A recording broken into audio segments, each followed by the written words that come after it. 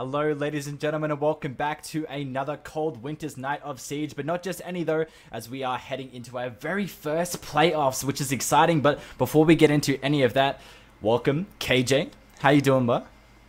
I am doing good, and I am keen for tonight's game, Elijah. It feels like a millennia since we've watched some good old Nova, and I'm glad that we're back. But it's a bit of a special one. The season has finished, and we're on to the playoffs now. So the top teams will now face off. What do we reckon about tonight's game, though, Elijah? Well, our very first game that we'll be seeing this evening will be Kill Squad versus Naughty Sausages. And I gotta say, I was a little bit skeptical on who I thought would win out this very first one. Judging just by how Kill Squad has been playing throughout the entire season, you know, I had to give my predictions personally to them.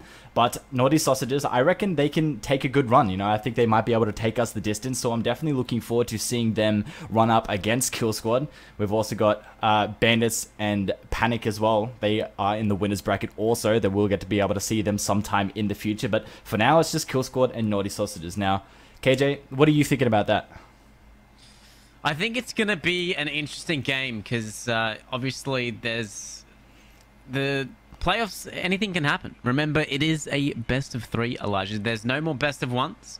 This is the endurance test for all teams involved. So it really depends on whether or not Kill Squad and Naughty Sausages are a best of 1 team or a best of 3. If they can maintain that pace and maintain that usual aggression that we see from both teams, you know, across at least minimum of 2 maps, maximum of 3, then we will see a winner. Because obviously there can only be one winner, and Kill Squad, they were the top, you know, top dogs. Naughty Sausages, they came in that 4th place. So Kill Squad got to pick who they were taking on for this first upper bracket, and they chose the 4th place team. But that doesn't mean that Naughty Sausages should be counted out, though. So I think it's going to be a close one, but I don't know. I don't know, Elijah. How are you feeling about it? We should go to the predictions for this.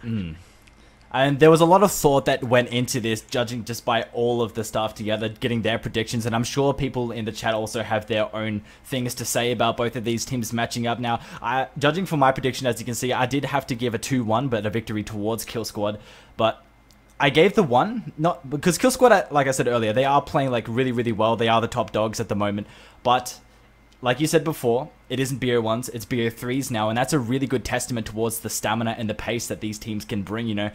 Anything can happen in a BO1, and that's sort of the downfall that BO1s bring. And a BO3, it really, really puts a lot of pressure on how you can perform for so many hours just versing the same amount of teams. There's so much room to read into both the teams and how they're playing as well that you can start counter-stratting and doing things like that. So, I mean, I'm going to give it a 2-1. Looks like you've given it a 2-2, which is, you know, the staple at the moment. Tiaki's done the same thing. Yeah, I think, you know, Naughty Sausages, they have been playing well.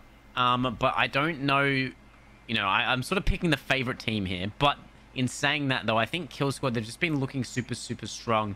And I think going into this matchup, they're probably going to start out strong. I don't know how they're going to go towards the later parts of the playoffs when they start to verse, you know, some teams that have a little bit more, let's say, research on them in a best of 3 format. Because once again, like we've been mentioning, it's a best of 3. So anything can be whipped out now in the playoffs. The regular season's done, so if you've got extra sort of strats on any maps to show off now's the time to show it. And I think a lot of teams in this tournament, in the playoffs, will do that. But it's just a tough one, Elijah. And I think Tiaki, he's the believer in the Naughty Sausages. He reckons that they'll be able to take it 2-0, as a matter of fact. So I think you guys think that it'll be a 3 map and going all the full distance, but I think whichever team, I do say Kill Squad wins at 2-0, but if Naughty Sausages manages to win map 1, I think that might catch Kill Squad off guard and get into the mentals, and then it would swing in the way that Tiaki believes. But I think Kill Squad got this one. I think they got it. I got to agree, and I like that you brought up the maps, because speaking of maps, let's have a look at where we're going for our very first game today. Kill Squad going up against Naughty Sausages. And our very first game, maybe of 3 if they can take us the distance. They'll be taking us to, I can't remember what it was actually. You know what? Let's just see it unfold. Look at all these bands come out. Very smooth like. It looks very nice. Yeah, it's doing a little bit of a wipe, but we see the first pick. It's Border. I like that. Yeah. It's not a real comfort map that you see majority of the teams stick to, and that's the best thing about BO3s as well, because you know, you might have one team, they have a one trick, maybe it be Oregon, maybe another team has the one trick of being maybe a Villa, right? But you're forced to play maybe 3 maps, you know, if you're not getting 2-0 wiped and stuff like that. So you won't have that comfortability on at least 1 or 2 maps, unless you're, you know, just them, right? And you're just so good at every single map in the game. But it is unlikely amongst teams, you know, majority of the times, one team will be better than you at another map, and that's just how it is.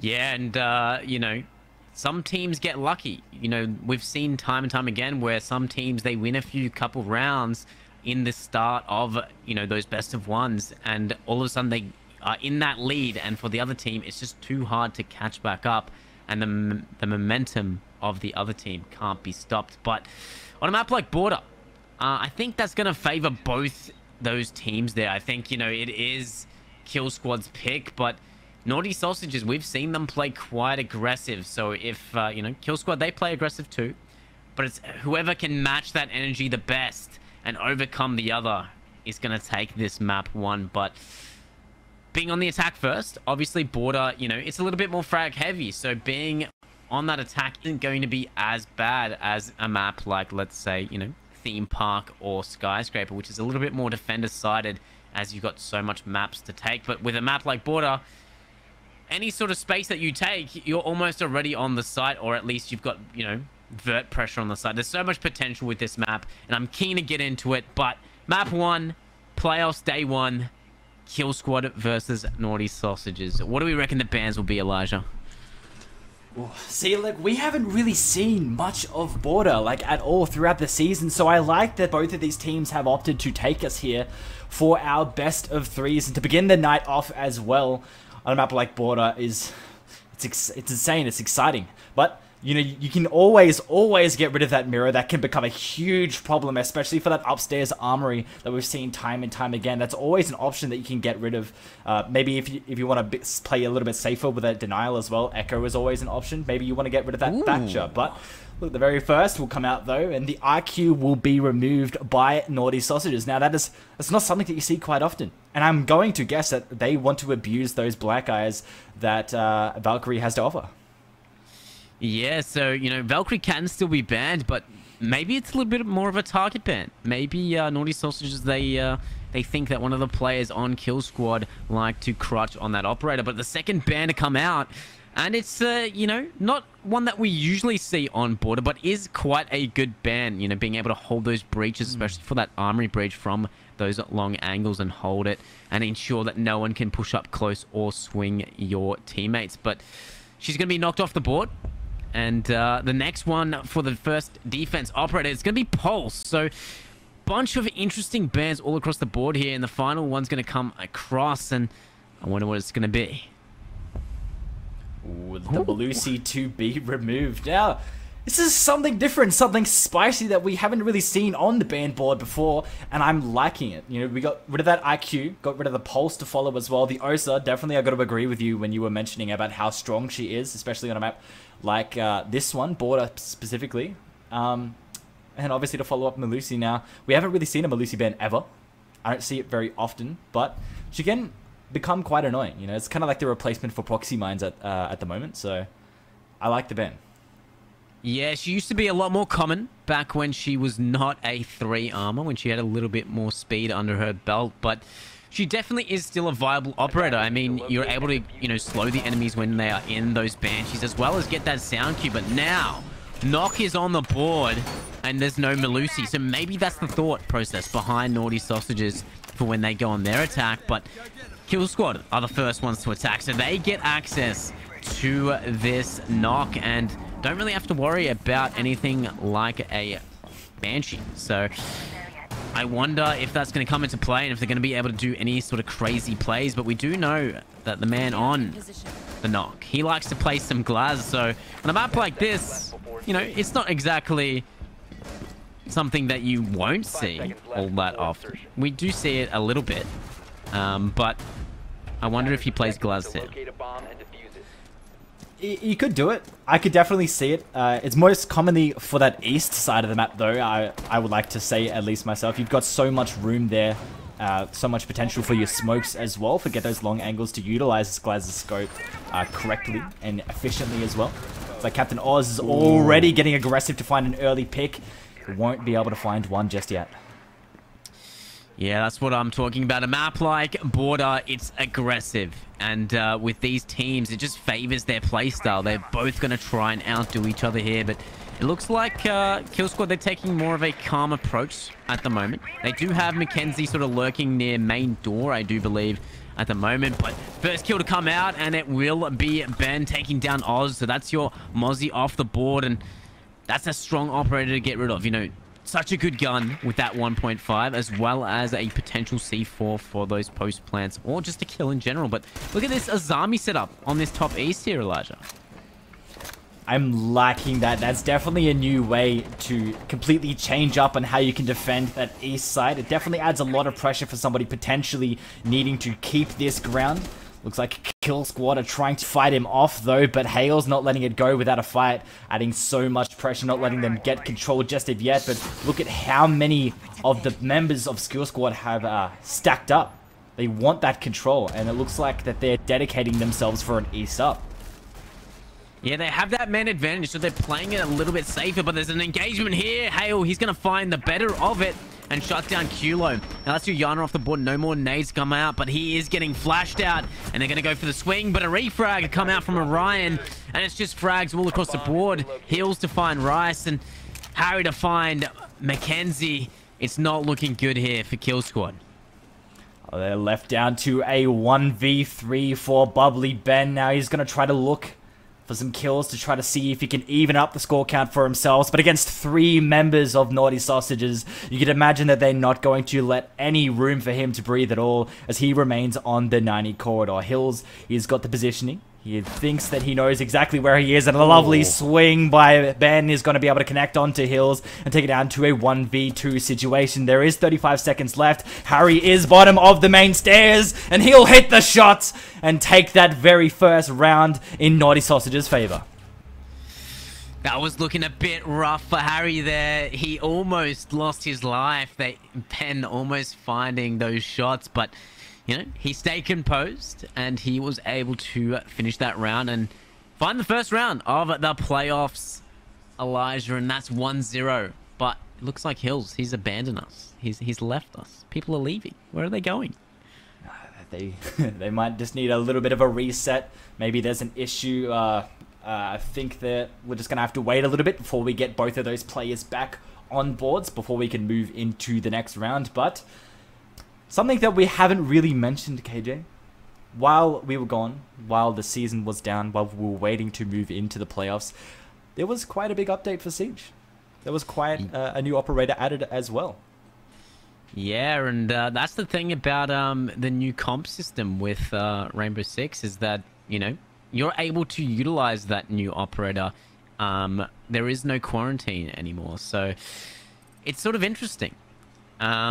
We haven't seen it. It's not banned, but we haven't seen it being brought out yet. Maybe both teams just want to play, you know, with what they're comfortable with. But I think maybe we'll see it tonight. I hope we do. And there's a bunch of other changes that are in the update as well. But what are you most keen for in the update that's just come out recently? I won't lie, we probably won't see it in the comp scene for just a little while, obviously, because when you take in the factors that new maps are added, for those of you who don't know, haven't really checked out the new seasons or any of the information, but Consulate has got a really good rework. Well, I say good skeptically because I don't really know much about the map. I haven't really played it myself, but I've heard a few things. You know, I've seen a few videos, and I like the way that it looks so far, but you know, it takes time to learn the map. You know, it takes time to create strats, get comfortable, know exactly where your callouts are and things like that, what sites you favor or not. But I'm excited to see the new Consulate in the comp scene eventually. Yeah, I think, you know, it'll be a nice, refreshing change to have a new map. You know, it's been a little bit, we've had a few reworks that have, you know, made it back, like Bank, but it would be nice. It would be nice. I think I liked the way that the old Consulate played, and I think, you know, with the new rework, they did fix some of the, you know, spawn peaking issues, And they changed the map a little bit, but I think for the most part, it sort of looks like a different map. So if they do add it to the comp pool, we're going to have something fresh to look forward to, and maybe some teams can bust out some new strats and some new ways to play it. And I don't know, I think it'll just be a nice change if it ever does come to the pool. And but something that I've always wanted to see in comp, Elijah, we've never seen Outback in comp. I think Outback has huge potential. If it has a little bit of changes here and there, I think it could do quite well, you know, in a comp scene.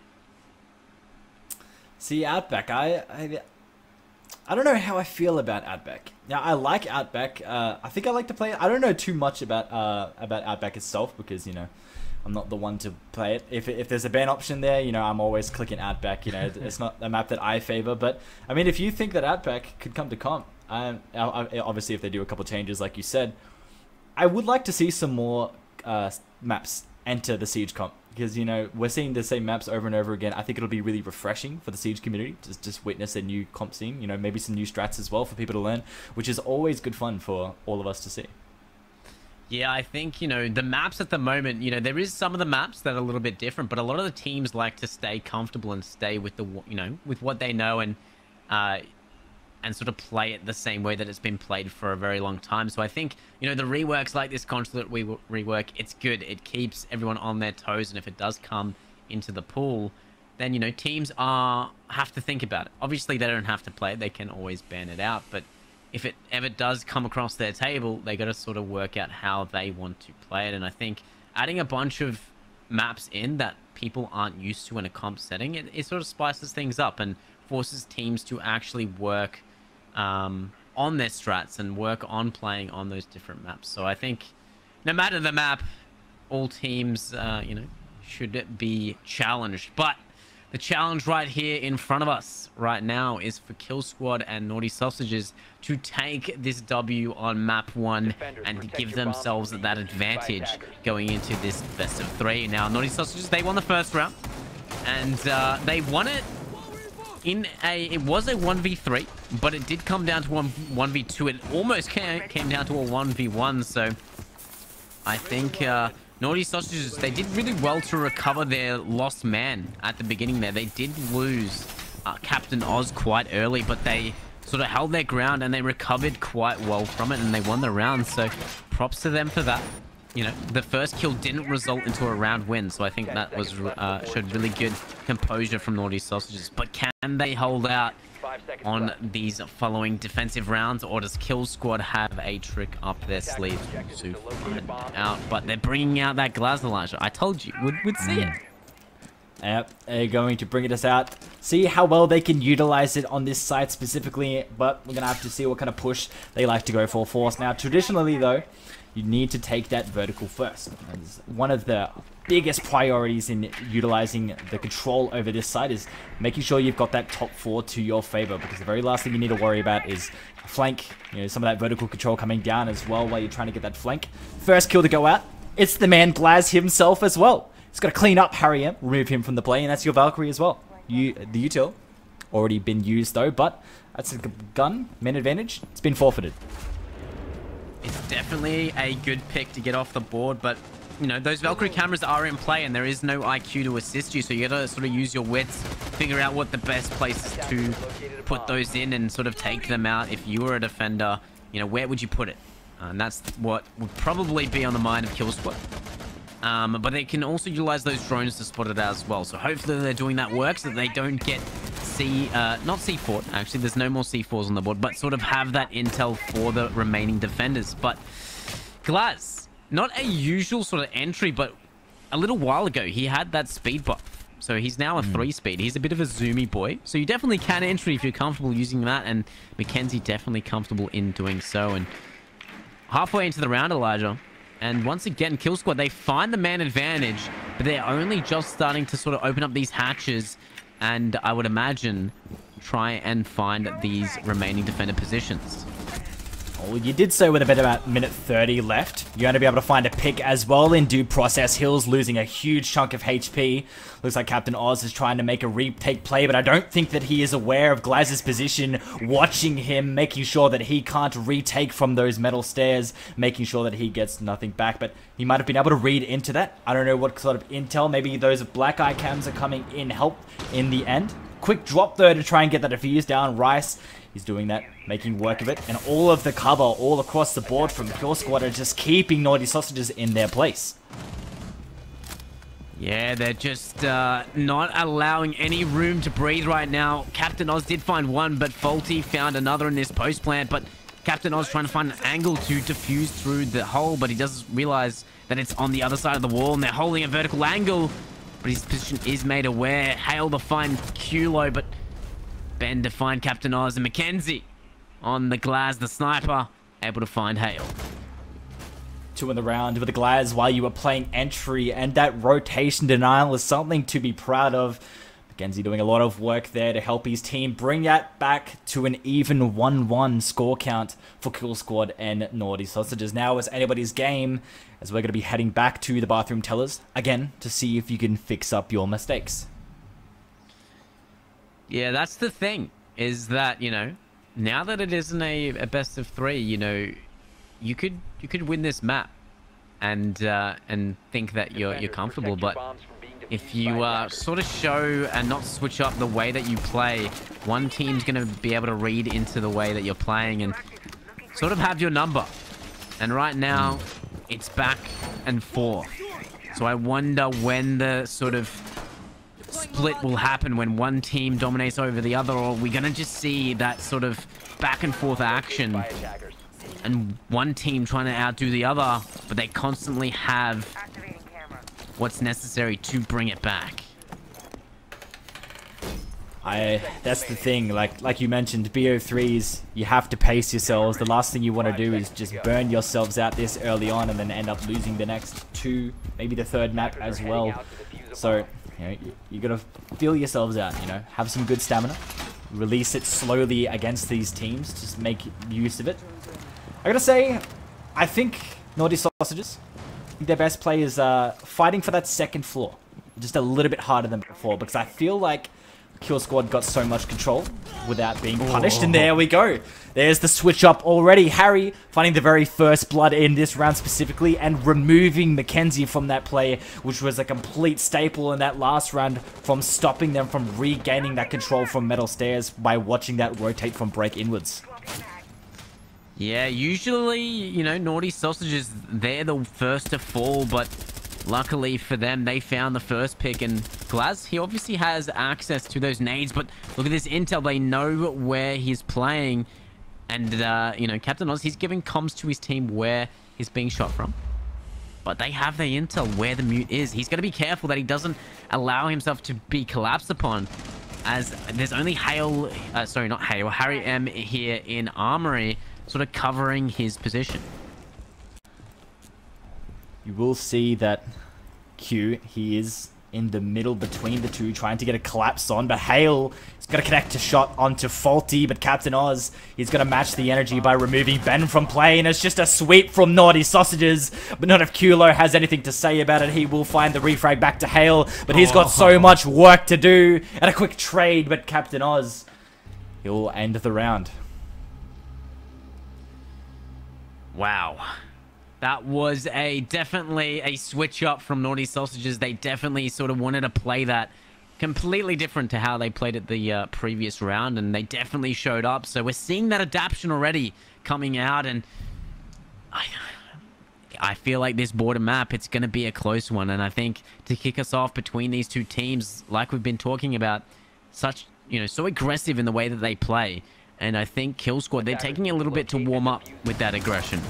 You know, they have been able to find the opening picks for the previous 2 rounds, but only one of those rounds resulted in them winning it. And that previous round was quite a dominant performance from Naughty Sausages. They only lost one towards the end there for a sort of exit frag, I'd like to say. So almost a flawless. And Hale playing with the fan. They're getting his tracking on point, ready to warm up for round 4. I gotta agree with you in terms of Naughty Sausages just taking it just that little bit to wake up. I feel like Kill Squad, Naughty Sausages, Kill Squad being a team that is usually frag heavy and comfortable with their mechanical skill, Naughty Sausages, I feel like personally, tend to lean into the strategical and methodical plays that they bring into the scene. But with them reading into that now, reading into Kill Squad just being frag heavy, I feel like Naughty Sausages were like, hey, let's just frag out. Let's just do our own thing. Forget about the strats too much. You know, this is a frag heavy map, and let's utilize that to the best we can. And you could see that just at the beginning of that very first round with that one out that immediately removed that Glaz player Mackenzie from play, and that evened it out, and that is where the process began. You can see that's reigning true again yet into the second round with Harry. He's trying to get the first pick. He is droned out. The intel is going to be shared, and he will need to fall off if he wants to keep his life together. Yeah, and there was a little bit of an aggression from Harry there in that top beast, but he sort of forfeited. He didn't want to risk his life too early, but Captain Oz, he wants to have a pick at it, and what a shot! What a faulty, and that's your Nomad, that's your flank off the board. He hasn't really placed any of his air jabs for his team to utilize, but a little bit of a whiff from Captain Oz, but the chuck of the C4, but no damage to be done, and there's the refrag from Kulo, but not just the refrag, but finding another to swing the favor back into Kill Squad. Down to a 4-3 now. What an absolute domination there. So much pressure from both of these teams trying to regain that even skill count, man count for both of them. But in the end, you will only get one person sufficing, and that will be Kill Squad for the moment, as 2 has fallen for the side of Naughty Sausages as they try to take more map control. Ace doing the work to try to onto the triple wall. See if he can open up and take some control for himself now. Looks like they're going for an east across. Ben is watching the rotate from break to make sure nobody could potentially sneak into behind. It looks like Hale is aware that they've opened up triple wall, and he is trying to add as much pressure as he can so that they don't feel too comfortable in trying to take these archives. Yeah, and it looks like he's trying to get onto that boost angle. But he's got to be careful that he doesn't expose his position. But Nox, she's going for a little bit of a lurk here, but the position will be spotted out by Hale, I do believe, in archives, as he's got that little angle through Fountain. The nade's going to come out. He doesn't have any denials, so he's got to move. But oh, what a play from Kill Squad there. But Orion to find the refrag. Not able to find another, but he does down Rice. So right now it's a 1v2. The res is coming out. The C4 is going to be chocked. Nothing to connect, though, as they do shoot it out. But he's playing aggressive. He's got to play aggressive here. He jumps through, finds one. Can he find next two? He's trying to get a pinch on. 25 seconds left, but there's nothing left to do. Kulo finding the third kill in the round for himself and pulling it together for his team. Kill Squad find themselves another round. That was... he was sort of stuck in a rock and a hard place there. He was getting swung from both angles, and unfortunately you can only do so much, and being in a 1v3 is very difficult. He did bring it to that 1v2, but the position that he left himself in was just not viable enough to win the round. And Kill Squad, they win it, but not as, you know, not as comfortable as they would like, I would imagine. They did sort of lose some early picks here and there, but they're going to be careful about that, because they almost lost their grip on that round. Yeah, it was really close for sure. They opened up so many holes for that last player just to weave in and out to try to get themselves... He was really close to pulling it back for his team, you know. I thought for sure that it was completely doable, and I still believe that was doable, but luckily they were able to shut him down, bring it back to a 2-2. And I'm liking the aggression from both of these teams. You know, they're not looking to let any rounds slip. It looks like they're working hard on this very first map. And I'm wondering how that'll turn up in terms of stamina later on. 5 seconds left. Yeah, right now it's a big tug of war, and for a playoffs, you know, the first playoffs that we get to witness, I think this is what we want. We want both teams to be fighting hard for it, because at the end of the day, they are playing for fun, but there is a juicy prize pool, you know, to be won here, and both teams want to win it. Who doesn't want some money for playing some Siege, you know? And that is exactly what they're fighting for, as well as the title of, you know, taking it all. So I would imagine that both teams want to give it their all here, especially in map 1. But round 5, 2-2 so far. they're just trying to get this East control right now. You know, it's been a staple for them. They've been getting it every round. But Orion to open up the round for his team and shut down Rice. Now, that's your hard breach off the board, so you're not going to be able to open up any of the reinforcements here for your team. And it's going to make it a little bit harder to sort of pressure these defensive players on the side. What a shutdown to start off. Losing your hard breach this early when you've still got the extensions left to deal with is not the position that you want to be in. Majority of the team still finding themselves stuck on east stairs across, not having much map control at all. But they do have a little bit of intel, especially on Hale as he tries to go for the double door. Sees a player, can't really connect the shot just yet, and he's got to reposition. Nothing to go out for both of these teams just yet. They're still down though on that man advantage. They need a sort of wiggle for that room back. Now a minute 30 and they can't do any walls. They have to sort of funnel through these doors and these windows. Nothing's out just yet though. Ben is going to find himself downstairs to try to see if he can find a lurk. But in reading into the fact that you've taken out this hard breach, you can imagine that majority of the players of Naughty Sausages have chosen to rotate back, play that safe game. Already a kill going out as Harry M is able to connect onto Faulty and take it down to a 3v5, but a quick drop. Ben is able to connect the kill onto Harry. Now Refrag's going to go out easily as Captain Oz finds the head of Ben, and we're down to a 2v5 now. 2v4, sorry. Yeah, it's Naughty Sausages, they're snapping back in the rounds, you know, after they lose, but we've seen them in sort of positions where they sort of do choke, but Hills has secured the pick onto Mackenzie, and Captain Oz will find Kulo, so no sort of giving up the round. But both teams in that man advantage have sort of lost a lot of players, you know, following into the later parts of the round, so they're going to be careful.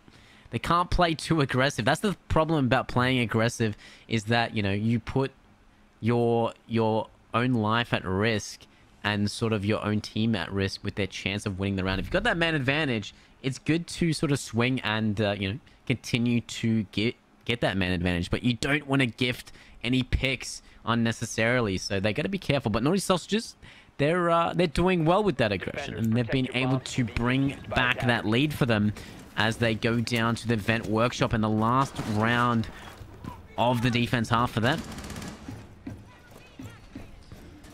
This site specifically, a little bit harder to hold, I would say, in terms of needing to keep that upstairs control. Leaves a lot of availability for what we've seen being commonly run, which was the knock, but it doesn't look like they're running it this time. I like running a knock here perfectly, and it is really good for that lurk potential. You can always sneak up on someone if you use it correctly, but looks like they're going for those comfortability operators now, bringing out that global utility, which I don't think that they have ran very often. So this might be Kill Squad slowing down just a little bit, you know, letting them know that, hey, let's not play too aggressive, and that's the adaptability that we like.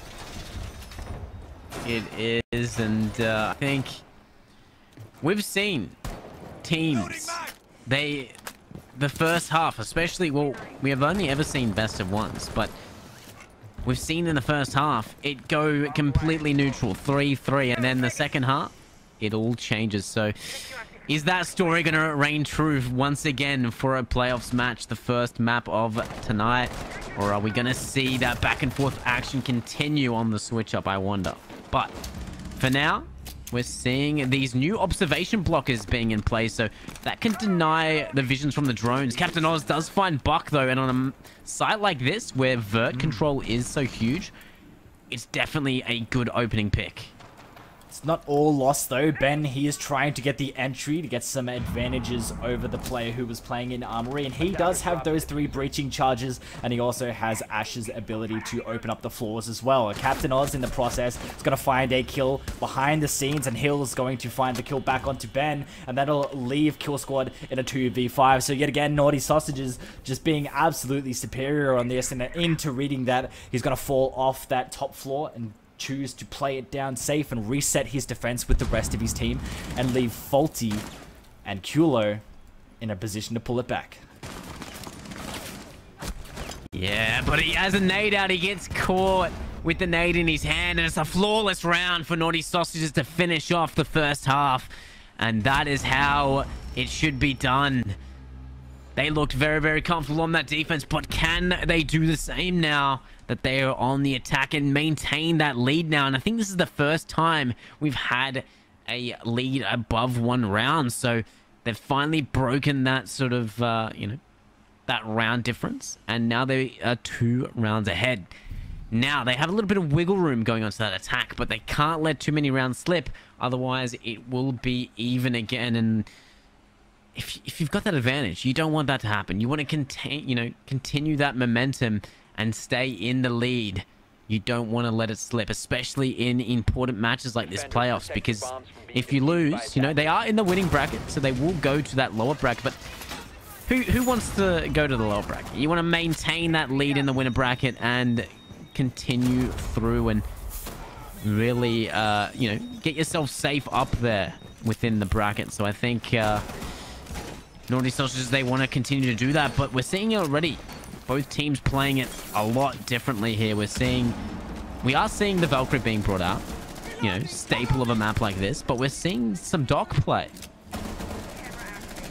I think it's a smart play. I'm noticing just by both of these teams that they do get into those early engagements, and sometimes when they don't lose their life, they'll find themselves in that very, very low HP. Now, having that dock available to you, you'll be able to heal yourselves up so you can retake that gun advantage as well, and it won't be out of anybody's favor because you both got the same amount of HP or what, so maybe even less. Maybe it'll put it in your favor because maybe you got some damage done before you rotate it off back to site safely.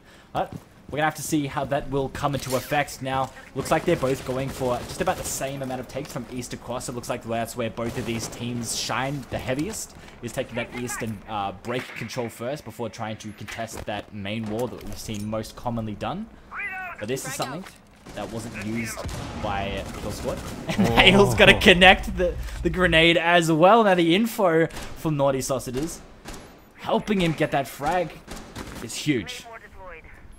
Very, very huge. It is kind of ironic that the Wamai is the first to fall and fall to a nade nonetheless. So, rather unfortunate, but good refrag from Rice. Able to find Harry. So, that's your line off the board. No more global util. No having to stand in place any longer. So, that's a good frag to get.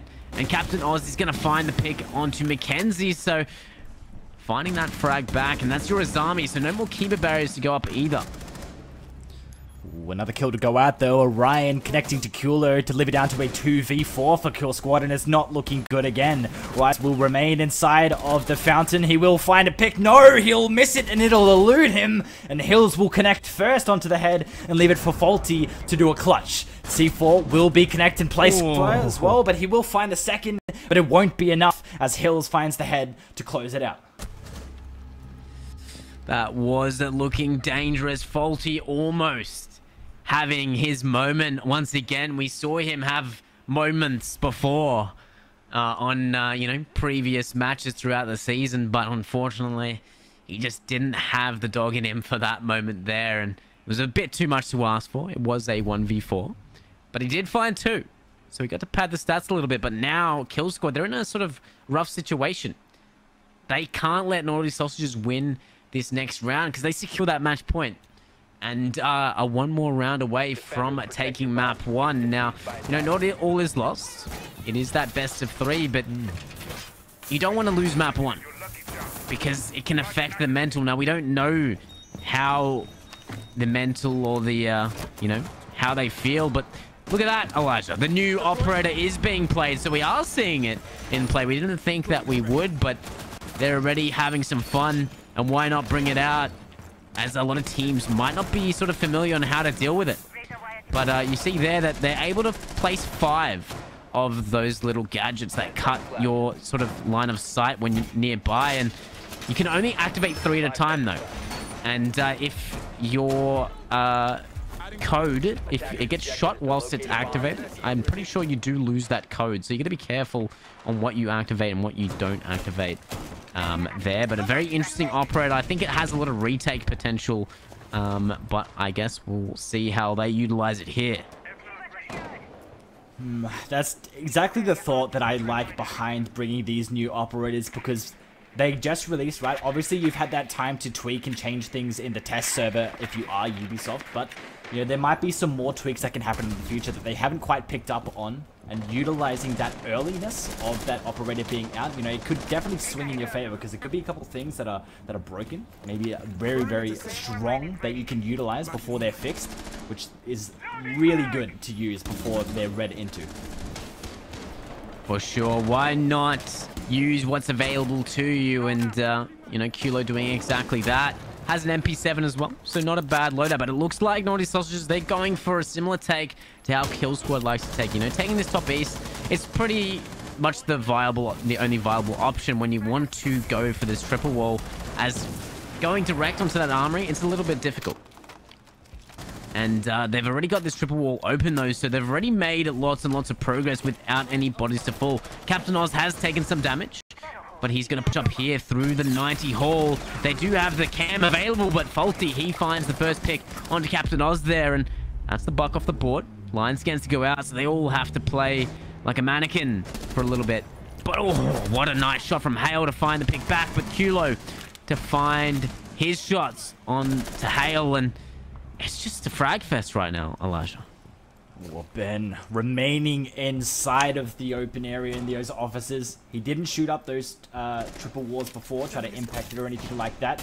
But they didn't know his position, and he's able to collect a kill off that in general. Now Harry is going to find a kill for himself in the process, removing Rice from play. And look at the fear coming into play, removing the vision. He wasn't able to shoot it, sorry.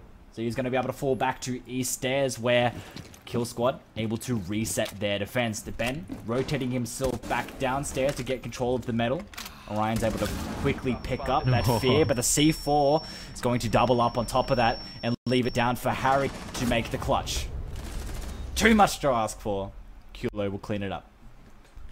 I really liked how that operator came into play there towards the end. You know, Fenrir, he's just so useful in situations like that. Obviously, they have the man advantage, so it makes it a little bit more comfortable for them. But having that advantage to play off something that will alert you when they've walked through. But not only that, so it doesn't just work like a Melusi. It doesn't slow you down or anything like that, or just give you the sound cue. It just eliminates your vision. So I think if you paired that with a Melusi, that could be quite dangerous. Obviously, she's banned here, so maybe that was the thought process, Elijah. I don't know, but having Fenrir on the, you know, on the operators to look out for, you got to be careful walking through. You got to sort of use your drones to find out where those positions are and shut it down. And Kulo saw the success and the good use he got out of it, so he's going to bring it back. I like the bringing it, and you know, I got a bit distracted earlier with Fenrir. Look at the background, the little icon that it gives you. It's very different from what you would see from the rest of the operators. He's got that purple smoke that follows behind his icon, and you don't see that on any other operator rather than him now. Could be something. Yeah, I don't know. I kind of like it though. Kind of looks cool. I mean, purple. I really do like purple, so maybe that's why. But I think it could be something that we might see in the future. Who knows? It might just be a visual bug. Who knows? But I think it adds some personality, to be honest. It does. It does. I mean, imagine the same with like a smoke behind it, right? Like from Smoke, if he had his own little smoke background as well, like the orange tinge that he's got that he brings from his canisters. Be good to bring. Captain Oz, though. Speaking of bringing, he's got to bring that blitz. He is, and he has a big old flashy boy on the shield. You got to be careful. You are Oryx. You can push him over, but you got to be careful that you don't get flashed beforehand. Otherwise, you'll be running in blind. Now, Captain Oz, he's already got quick control. You know, when you play shield operators like Blitz, you're able to get that control quite quick. As a lot of players, they don't sort of want to take that risk of giving their life up, or, you know, taking that gunfight and possibly winning it. But when it's someone like Captain Oz, you got to be careful.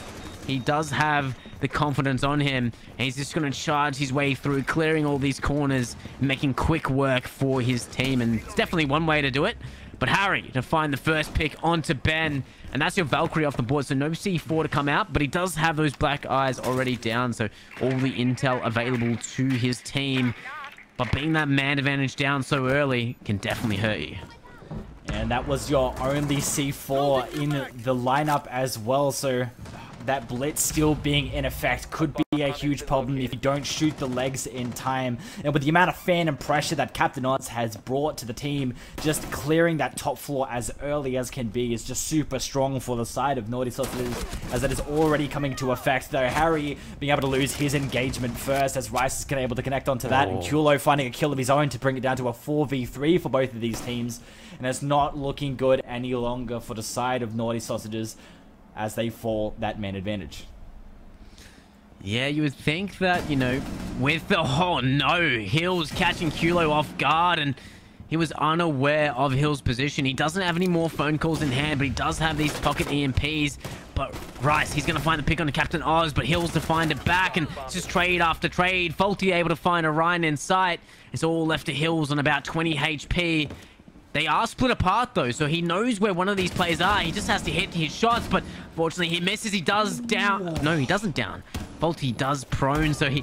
Oh, wow, man. What an engagement there. He whips out the shotgun and gives him a little pump before he jumps through the window. And this is the response that we want from Kill Squad, Elijah. This is what we want on that switch up, and they're bringing that round difference that little bit closer. There's only one round difference between them now, and it's 4-5. So Naughty Sausages, they're on the back foot of the momentum, that is. I liked that. You know, bringing out the blitz to completely change up the defense, you know, add a new face to the attack, some more pressure so you can get that map control, because that is what they were struggling for. They couldn't get the map control without being punished one or two players, so switching that up, having a shield to your favor, completely switched up the narrative, and I like to see it. You know, that was really, really good. But it didn't prevail for them. You know, they're going to have to see if we can work it up again. Yeah, and you know, these two teams, Kill Squad was first place by the end of the season. Naughty Sausages fourth, but look at how they are performing. That just goes to show that despite the way that this season ended before playoffs, it doesn't mean that, you know, the fourth place team is any less of a team than the first place team. Both have what it takes to be here, and both are fighting very, very hard. And I'm sure that Kill Squad, with that 2-round momentum now, they're going to try and bring it back all the way. No shield to come out this time from Naughty Sausages. They want to take a different approach and maybe have a gun up and available for themselves. I do like bringing out that Bravo, though. It'll immediately get muted up. Thankfully, you've got that to your favor, which will make it a little bit harder for Bravo to maybe hack some things if you aren't being really careful about your drone placements. It looks like they have to fight for the top floor first, which Kill Squad, they're dedicating 2 members up there specifically. They want that Warden upstairs, Bun Beverly inside of the CC, and Mackenzie to hold that armory, and it will come into play as well. Kill Squad finding 2 already thanks to Ben, and he's already rotated off effectively. Now that's your Buck and your Jackal removed this early on, KJ. This early.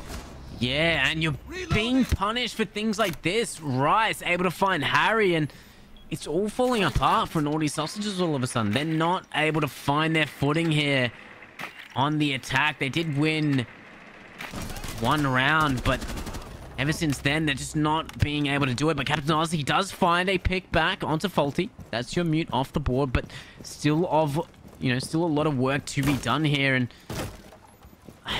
it's not looking good for Naughty Sausages. You know, if Kill Squad, they manage to win this round, it's back to that even scoreline, and whoever wins the following round gets that match point.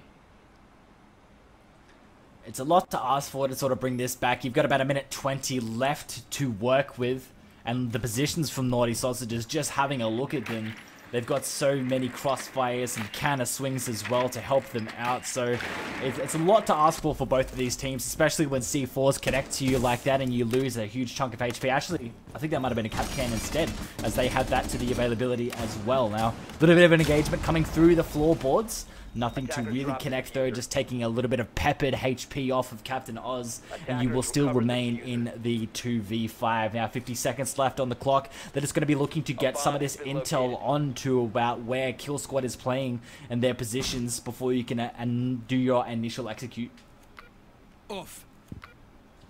Yeah, and we're seeing how, you know, Fenrir's little codes work on his fear gadgets there. And oh, what a nice shot from Captain Oz. And they're actually planting. He does get off the plant, but triple for Captain Oz. But Mackenzie does find one.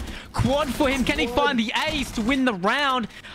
We did say that it would be a little bit to... Yeah, he does it! For Captain Oz. Captain Oz! Oh my god! And look at there's just no reaction. It's just another day in the office for Captain Oz. There you go. A little bit of hype, but... Oh. Eat those words, Elijah. Yeah, no, oh my god, you know, I was just talking so much. I was like, yeah, it's impossible to bring back here. It's too much to ask for. But little did I know, you might know him as Captain Oz, but here at Nova, we know him as the GOAT. He'll bring it back and he'll clutch it for his team. And I'm lost for words. I gotta eat them. Got a lot of work to do. Yeah, you definitely got a lot of work after that one. But I guess we got to remember, if Captain Oz is alive, you know, the round is still winnable. And somehow, off the back of nothing, they find it. And Naughty Sauces, they find that match point, and I don't know how that would affect Kill Squad with the way they'd be feeling after that one. Now, that is a real gut-wrencher, and, you know, it's still not losable. There's only 2 rounds. They need to win back-to-back those rounds, otherwise the map will fall into the hands of Naughty Sausages, but not all is lost. Not all is lost. They did play that round well in the beginning. You know, Ben finding 2 without being punished, and then I do believe they found a 3rd, so it was, what, a 2v5? And then all of a sudden, Captain Oz, he found all 5. He did have a little bit of help from his teammate, so it wasn't all just him, but in terms of the fragging department, he put in that work, the overtime work. He needs to be paid overtime for that. I mean, he definitely put in the work for sure. So, I mean, somebody give this man the credit where it is due, because he just weaved his way completely through the defensive Kill Squad and showed them that they're not here to mess around. You know, they want to keep these playoffs for them specifically, and they are putting in the work to make sure that they can secure themselves a position in the finals.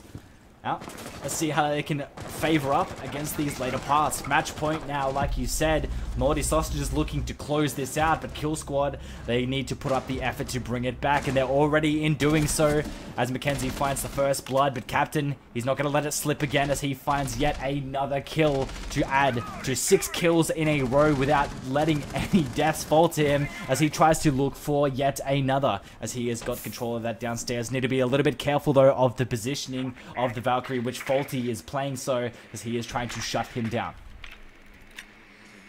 Yeah, you know, a minute 36 on the board. Ben finds another, but we've seen positions like this. Captain Oz is still alive, by the way. So Elijah, you know, it might be a one-man advantage to Kill Squad, but they got to maintain that. They sort of need to slow things down and pace it out, sort of play together if they want to go for more picks and not let anything happen. But Rice, he's going to throw that idea out the window. He's just going to keep swinging. They're confident that they can continue to be this aggressive and come out on top. Need to go through that little hole there. None to connect though, but Captain Oz, he is marching on through, but he does find himself injured at the top of East here. 1 minute left. It's all left to Harry. Can he do it? Player will be removed though. Harry trying to make a statement for himself though to shut down Ben, to take it down to a 3v1 now. 50 seconds left to make all of the work possible, but it's undoable thanks to the long angles that Kulo has set up. The SMG finishing him off nice and swift. They definitely held it together a lot better than the round prior. I think they sort of, you know, even though they're playing a little bit more, you know, still playing solo with some of their engagements, they're playing it a little bit more smart. They're taking the engagements when they think are necessary, and it definitely worked out a lot better for them, but they got to be careful.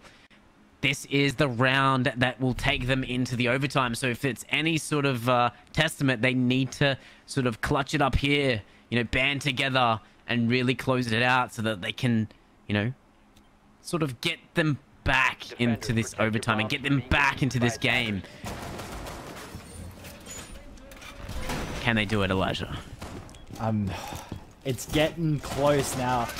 We've seen things like this happen before. You know, Naughty Sausages might have that man advantage for like so long, leave themselves in a match point, but the adrenaline and the spark kicks in for the team that is down those rounds, that they know that they need to fight to collect that very first map win. And it looks like Kill Squad could be waking up now to maybe add that, maybe add some spice to the map of Border to sort of bring it up even, make a show for us and bring some excitement, because it has already been so exciting. The pace has just been huge, and a tug of war from Naughty Sausages and Kill Squad is what we've witnessed this entire time, back and forth for both of these teams. And Kill Squad, hopefully they can take us that full distance, as they are on that defense, they are in the comfortable side as well. You can imagine that it's doable, but look at this, the intel already that Zero brings, already finding out that they have dedicated that player upstairs to try to hold down those officers, to try to do those reinforcements, which was done really late, I gotta add so myself. So they're looking to get this control of upstairs first, maybe collapse onto the player before doing their initial execute down, as they've got all the util left to do so. Hopefully they can keep both of those can openers up that Zero and Buck brings.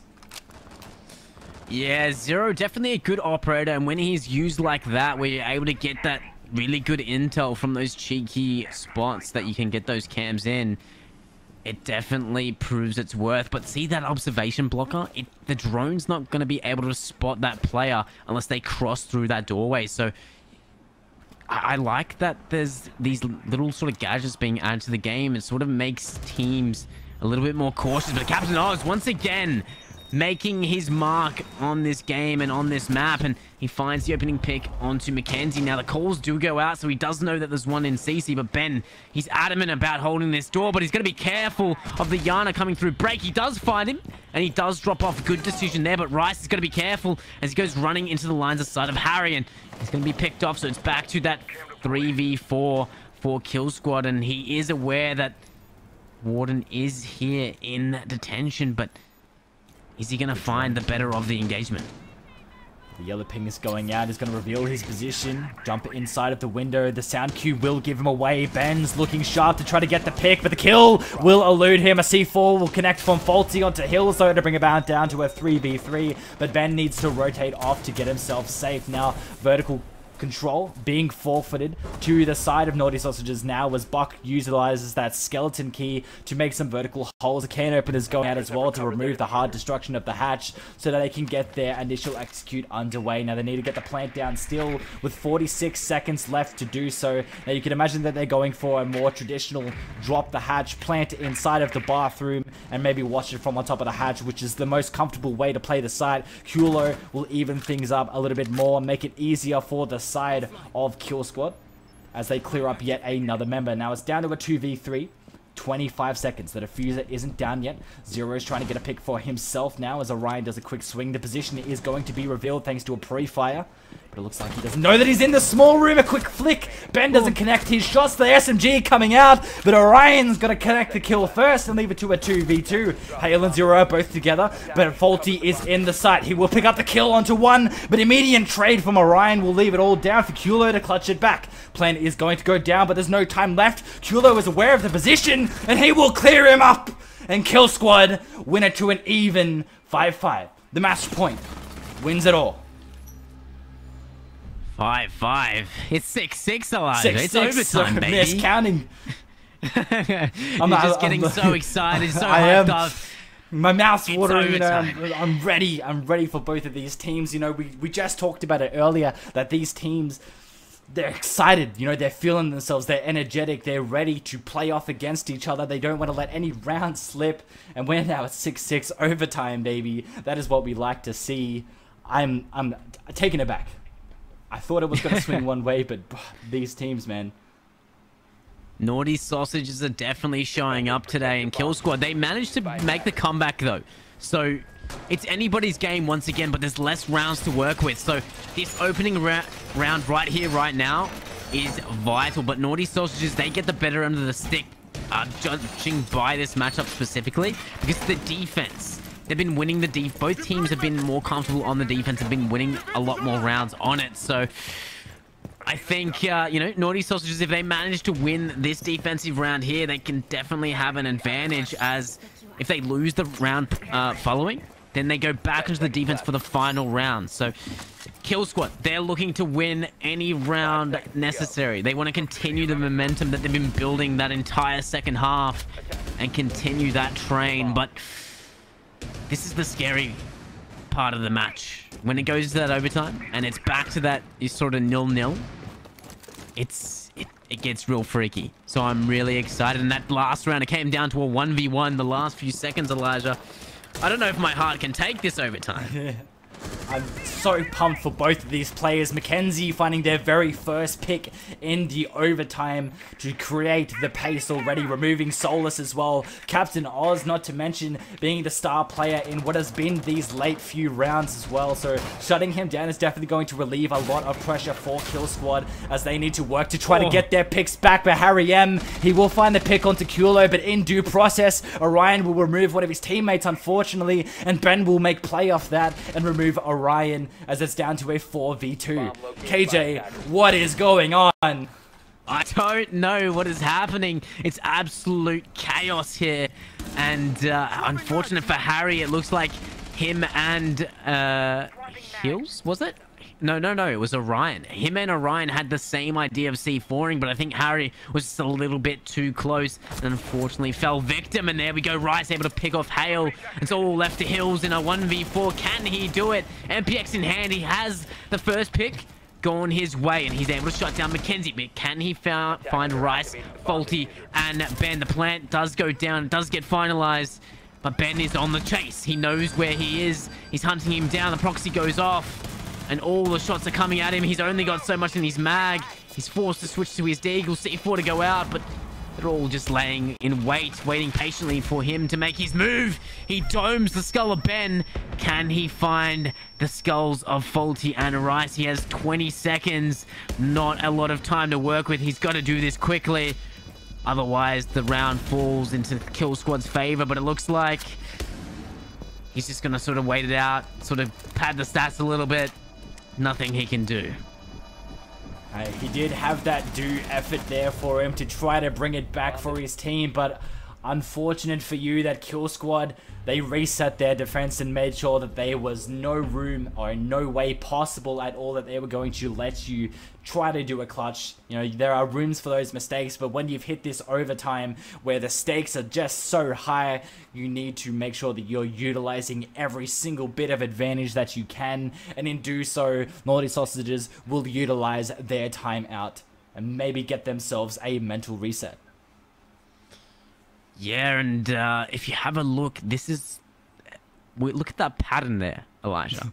So Naughty Sausages, they actually won 3 rounds in a row as well, but Kill Squad, they've now won their 3 rounds in a row. So, and it's in the overtime, so it's not looking good for Naughty Sausages. Now they're on the attack, which for them was sort of a little bit rough. But, you know, we just saw Kill Squad, they won their attack, so why can't Naughty Sausages? But they got to be careful here. If they lose this round, they lose map 1, and after a round like that, I'm sure if you're Harry, he would be a little bit annoyed in how it played out. And I think, you know, the chaos that happened, they'd be feeling a little bit nervous about the result of this game. Now, Kill Squad, they've got the momentum behind them, but they can't get too confident. They let it slip. There'll be one more round in play, and then it's anybody's game once again. And Naughty Sausages will be back on that defense. But I'd imagine Kill Squad, they want to close it out here and now. And if so, a viable comeback for them. I liked that you brought up the fact that they could be feeling down, especially after that last round. So I do agree that utilizing that timeout to sort of reset your mental, because we all have been there, right? We've all been in a really big overtime match, maybe a game that you really enjoy where you've accidentally made a mistake, a little bit of a slip up. In this case, where you've team killed one of your members in a round that was as important as this. Now, the most important thing to do is not let it get to you too much, especially, like I said before, we are in that overtime. The last thing you want to do is have a bad mental when you move to these late rounds, because it could cost you something so important in terms of kills or play styles or anything like that. So having that reset, it adds a lot of comfortability between you and your team, and that really does a really good testament to how well the communication between you and your team is. Yeah, and I think if they have reset, this round can definitely be theirs, but they're shutting down this intel from Naughty Sausages, but they're going to be careful. Ash will swing in, but Ben, he finds the head of Harry, and they find that man advantage, and that's not the position you want to be in if you're Naughty Sausages. But 2 minutes 12 on the clock. The wall is going to be open, but it is going to be sort of shut down by that impact, so only a head hole will be available. He still has 2 ace charges in hand. Heals does find a frag back onto Rice, so no sort of heals, no medic ability coming out from him. And we're back to that even man count, Elijah. 1 minute 52 on the clock. Who's it going to be? Is it going to be Kill Squad's round, or is it going to be Naughty Sausages? I mean, it's anybody's at the moment, but for the moment, Ben and Hills, they're going to do a trade for themselves. Ben, he's going to be able to find 1 kill. Hills onto Kulo, take it down to a 3v3 as both of these teams are just fighting left and right. In due process, though, a player will be downed, and you'll find Faulty getting active, and he'll find yet another kill onto Hills. Captain on fire as he finds a kill back onto Mackenzie, but a swing from Faulty will leave it into a 2v1 now. Left all up. Ben is down, a 1v1 that's so, as Orion and Faulty are the only 2 people left with the mobility to move around. A few pepper damage onto Orion, but they will find the kill in due process. Naughty Sausages taking the win. And they'll bring it back to yet that even scoreboard count. Overtime match point. Kill Squad. Naughty Sausages. Whose round will it be is what you asked me. And nobody is going to take that guess, as it's a tug of war for this team. A game of chess, checkers, whatever you call it. They're not letting it slip. There is no predictions. It's huge. This entire game is just absolute chaos. I'm on the edge of my seat right now. I don't know. This is crazy for a first map of the best of 3. First game of the playoffs. And this is already how it's playing out. I don't know what I'm going to expect for the following games. But my, is it good? And it's just good to see both these teams are so invested in map 1. Imagine how they're going to feel going into the following maps. Now, you made mention earlier, you got to be careful of burning yourself out, you know, in the beginning. You don't want to just put it all into map 1 and then going into, you know, map 2, potentially map 3, and sort of getting a little bit tired, getting a little bit off your game. So, being an overtime game for the first map can definitely do that. So, they got to sort of keep their calm, keep their cool, and hopefully, if you're on the winning side, you can feel good going into map 2. But Kill Squad, Naughty Sausages, 7-7. Whoever wins this takes that 8th round, takes the map. And, wow, what a journey it's been so far. I mean, in a position like this, 7-7 overtime match point, you gotta hate to be the very first person to drop. I'm just looking forward to seeing who will be able to open up that very first blood in this round specifically. Now, I did mention at the very beginning of the game that Glaz is utilized specifically and most commonly for that east side, and that is what is looking like Naughty Sausage's strategy for this moment. This time, they're not doing the extension on the triple wall on the side of Naughty Sausages. They decided to give that up, and Hills getting that first blood with a cheeky shot onto Kulu will remove Ayana from play. Those 2 frag grenades already removed. So if you're hoping on getting those kills from top, Captain Oz with a roam is going to find one for himself. And already this overtime match point is swinging in the favor for Naughty Sausages. They haven't dropped a single man yet. And it's down to a 5v3 with still 1 minute 56 seconds left. This is nerve-wracking for Kill Squad. They didn't come this far to go into overtime just to choke at the very end when it means the most. It's still doable. We've seen these teams come back from nothing. There's only 2 kills to even up things, and Ben can definitely do so if he can find this pick, and he does. He finds onto Orion. That's the Jaeger off the board, so back to that 3v4. That's halfway in the round now. They've got some sort of wiggle room and some time to work with, but they've got to be careful with the engagements and the plays that they take. You know, Ben, he isn't exactly unhealthy with that HP, but he's not in the best of conditions. About 70 HP there. So any engagement he takes is going to be good. And he finds a second for this round and brings it back. And if it's anyone to take off the board, he takes off Captain Oz, the star of that side of Naughty Sausages. 18 kills for him, but he's unfortunately not going to be able to get any more in this map. And Mackenzie does take some damage, so now he's on about 60 HP. And Elijah, I don't know if I can take this. This is way too close for a final round. And Mackenzie finds Hills. And somehow Kill Squad, they're finding it back. They've got the wall open. Now they're going to start to find these last two defenders and work out if they can go for that plant. The drone does spot out the Valkyrie. A little bit of shaky on the shooting there, but Hale manages to find Mackenzie. And it's back to that 2v2. I can't handle this, Elijah. This is it. Completely, you still have to clear out this Fountain player, but the prone angle, Rice will be able to connect the shot first and leave it down to a 1v2. Now, Harry M, he hasn't got the C4 in his hands anymore. Ace is going to be able to open up an angle. You find the one. 8 seconds left on the clock. You need to find the pick. He's behind the chassis, and you will do it. Ben winning the first map of this playoff season for Kill Squad. They will take it. Hard-fought victory. Well played, 8-7. KJ, what a game to begin us off for the night. Wow. That is all that match was just one big wow. One big chaotic game. There was just rounds that should not have gone one side's way, and it just completely flips on its head, and that entire game was one just big flip on his head. You know, Kill Squad, they were down 5-2 at one point, and look at that. We go all the way to the overtime, then both teams win their attacks, which in the normal part of the game, they only were able to win 2 rounds, but both found their attack rounds, and then their defensive rounds, and then in the end there, the attack round is the one that wins it for Kill Squad.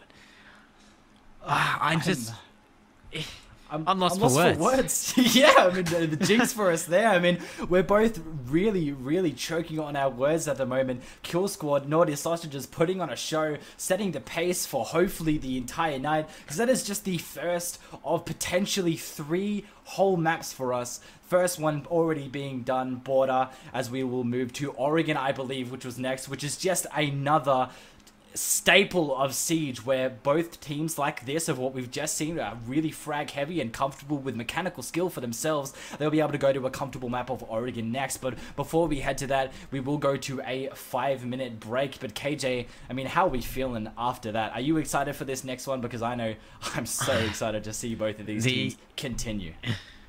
The absolute scenes of that first map was crazy. We got the adrenaline pumping, and I'm sure both teams would also have that adrenaline running through those veins right now. They're ready and keen for that map too, and I'm sure everyone at home that was watching is also very, very keen for this, you know, matchup to continue.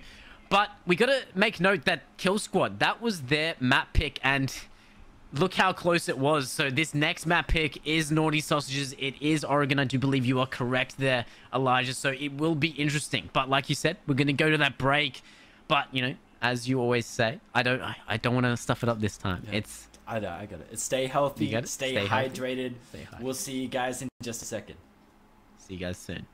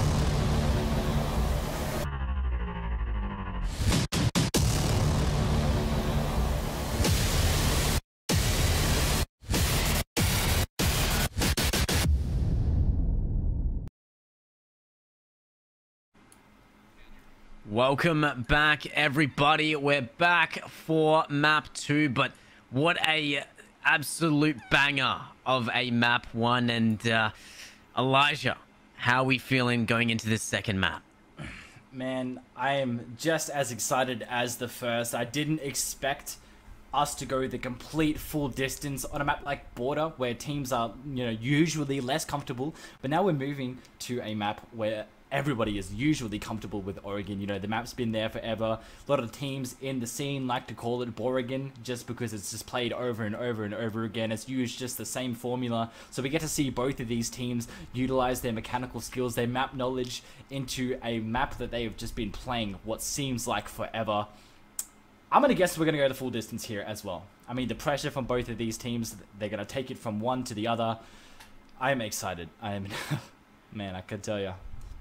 Yeah, no, I'm keen. And on a map like Oregon, where it's not as frag heavy, I'd like to say that it definitely has opportunities to be aggressive, but for the most part, for attack and defense, you sort of got to be a little bit more careful. You got to sort of take a few extra steps to get yourself in that building and get that control. You can't sort of just walk onto the site or be very, very close to the site from the get-go. So I think both these teams, they gotta work a little bit for this map. And obviously Kill Squad, they have that comfortability of if they lose this map, they get to go to that next map. But Naughty Sausages, they do not have that same comfortable position. They have to win this map here. Now, good thing about it is that this is their map pick. So maybe they're a little bit more comfortable in Oregon. Maybe they've got more, tricks and strats in place for this map and not for Border. But maybe Kill Squad is also very, very confident on this map. We have seen them play it, and they like to do that little Allah hold in that big tower. You know how Ben likes to put that shield there, Elijah, and he plays Allah up there. So I wonder if that's going to happen again, but I don't know. I think Naughty Sausages, they definitely showed up in that first map, and it was just, unlucky with the way some of those rounds went. Like, we would have thought that they would have had the wins in some of those rounds, but somehow both teams winning things out of nowhere. So I wonder if that's going to be the same case on a map like Oregon, or if we're going to see a more dominant performance from either Kill Squad or Naughty Sausages. But in terms of the sort of bans that we're going to be seeing on this map, Elijah, we did see some wacky ones on Border. What do we reckon is going to be whipped out on Oregon? Now, I'm just going to judge it based off due to the fact that we don't normally see a lot of Border. Obviously, these teams both just brought out some spectacular stuff in terms of the bans, at least, that we don't usually see. But I could say, now that we're on Oregon, I could imagine that we're going to see like a usual typical bans, because they are there for a reason. They're removing the operators that really help your defense. In this case for Oregon, removing that Flores. I mean, that's a huge thing, right? Flores, Osa as well. He's a very, very strong operator for this map. So I can imagine getting those out of plays. Mira is a huge factor in this map just by herself. The amount of pressure that Black Mira can give is just so strong. And, I'm we could remove just the Valkyrie, maybe. These are my guesses, at least. You know, these are the comfortable bans that we've seen quite often and repetitive for Oregon. But what are you thinking? What do you got cooking?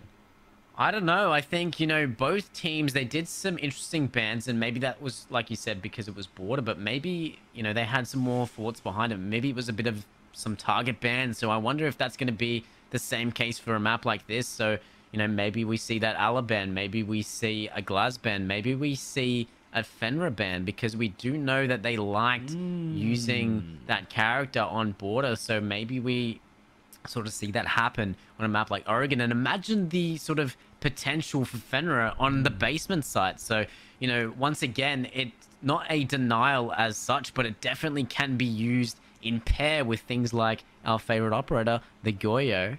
And, you know, but we do see the smoke being banned on Oregon these last couple of play days, Elijah. So that's definitely something that can be off the board. But I'd have to agree with all of your decisions. We're probably going to see most of that stock standard sort of bans and not allow teams to be sort of using those ops that they abused in that first map. Like that Valkyrie, I feel like both teams abused it. So getting it off the board might make them a little bit more uncomfortable. But do you reckon we go all the way with this one, Elijah? Do we reckon we see another overtime game? Well, I like that you brought up about Fenrir and that basement site, because that changes everything, completely everything. Now that you don't have that quarantine like we mentioned in the last map, I'm just running through so many possibilities of how you could use Fenrir effectively. You know, you could have it for that E-box hatch, you could have it for just the rush, which we've seen teams and teams do consistently into bunker as well. There are so many things that you can use that'll help you in your situation. So depending on whether they leave an operator like that available, I could see that the defense can easily take it a full distance. Easily. Not a problem. Fenrir brings so much changes. They have to get rid of him. I mean, there's no way that they don't get rid of Fenrir, and I'm really surprised if it's left available. Yeah, nah, I think, you know, like you mentioned, there's just so much room and versatility with an operator like that. So I think it'll be interesting to see how it sort of works into the meta. And on the flip side of that, you know, Brava, I'm pretty sure Brava can hack it. So we didn't get to see it last map, but if it is in play, it'd be interesting to see how it would affect, you know, the defense if they were to have their own gadgets like that against them. I think if it's already open and activated, that it swings to the favor, but I believe if it's closed, it just gets disabled. So I think it's all about how you choose and how you hack him, unless they all just get disabled together. I do believe I heard something about it being able to flip to your side if it is activated, but, you know, people could be wrong. You know, I might have heard some misinformation. But first ban will drop out, though, as a Flores, as we liked to guess. Well, like we see pretty commonly as well. Jackal to follow up as the second attacker ban to remove some of that pressure that those roamers will have.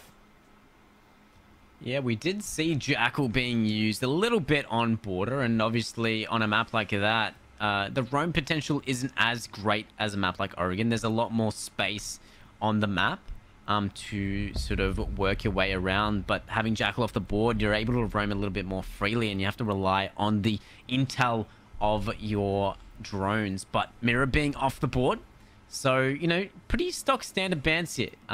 Eliminating Mirror, I think, is just a good choice. It just takes off a lot of pressure, but something that isn't banned quite yet is that Azami. So I wonder if that's going to be the next one. No, Kill Squad. They remember, you know, the star player of that last map for Naughty Sausage is Captain Oz. He loves his pulse. So they've been banning it these last two maps. So once again, that target ban, you know, being in the mix of those bans. But now we're just waiting for Hale to return. But we get to see what these players are locking in. We get to see their lovely faces as well. You know, put a face to the name of these great players that are facing off in these playoffs. But I think I really don't know how this is going to go. You know, Fenrir's in play, Elijah. So I wonder how that's going to affect things. They are going to that basement, but they haven't locked in that character just yet. And it was Kulo playing him last time. So maybe he's opting to not play him. But we do see the IQ being brought out by Harry M. So there, his lovely IQ isn't banned this time.